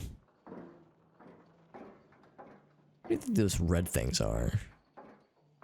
If we're like getting into radiation, like nuclear reactors and that kind of thing. They kind of look like little houses, kind of, sort of. Or either houses or butt plugs. I really don't know the difference. Oh my gosh, that good old Geiger counter, or Geiger counter would come in real handy right about now. I would honestly rather not know. Ignorance would be bliss to me right now if I were the protagonist. You know, maybe it's better to not have all the intel. Ooh. So you slid all the way down. Is this like in Stalker Shadow of Chernobyl, when you finally get to the monolith? Despite the radiation and the warfare, you finally reach the end, and then you find the truth. Is that what this is going to be? After all this time. Reach inside the box? Dare we? Reach inside the box? We do dare. No offense, but. Yes. The no offense, but. One of my favorite buts. What does this do? I can't reach it. My arms are stuck now? Uh-oh. Do our arms melt to the device? Uh-oh. And of course, that's the time when it all comes crashing down. Brutal. Interesting how I mentioned Stalker Shadow of Chernobyl without spoiling too much. That is kind of reminiscent of one of the things that can happen at the end of that game. Except it's more delusional. Alright, friends. That was Do They Know? It was good, but it was very long. Of course, I took a lot of time to stop to talk about donations and whatnot, so part of that's on me, but still, that was a lot. It was not bad, though. I did enjoy. And we've completed one of the spires to schmelt down the fucking center of Midgard, apparently. Or no, what is it? Not from Final Fantasy VII? I guess these are the Mako reactors, maybe? I don't know. I've actually never played Final Fantasy VII. But it just occurs to me, this map kind of reminds me of that a little bit. But that is where we're going to end it for the night, friends. I went way late tonight. Way later than I meant to. But it's okay, because we had a good time. At least I had a good time. And I'll be back on Monday. No stream tomorrow, but I'll be back on Monday with Majora's Mask randomized with our friend Jet. Thank you again to fucking everybody for being here and for listening and for watching. And to literally, like, I don't know, like over a dozen people for donating tonight. And of course, probably dozens of people who have donated over the course of this year. As again, the fundraising has been all year long and has been extremely generous. And people have rated and followed and supported and commented in the chat and encouraged me and joined our Discord server and followed my socials. People have supported me and the channel a fuck ton this year, and that's cool as hell. And we're going to keep it going next year because I love streaming. It has become my favorite hobby by a country mile, and I can never, ever, I don't really see a reason to ever stop. I'm having way too much gosh darn fun.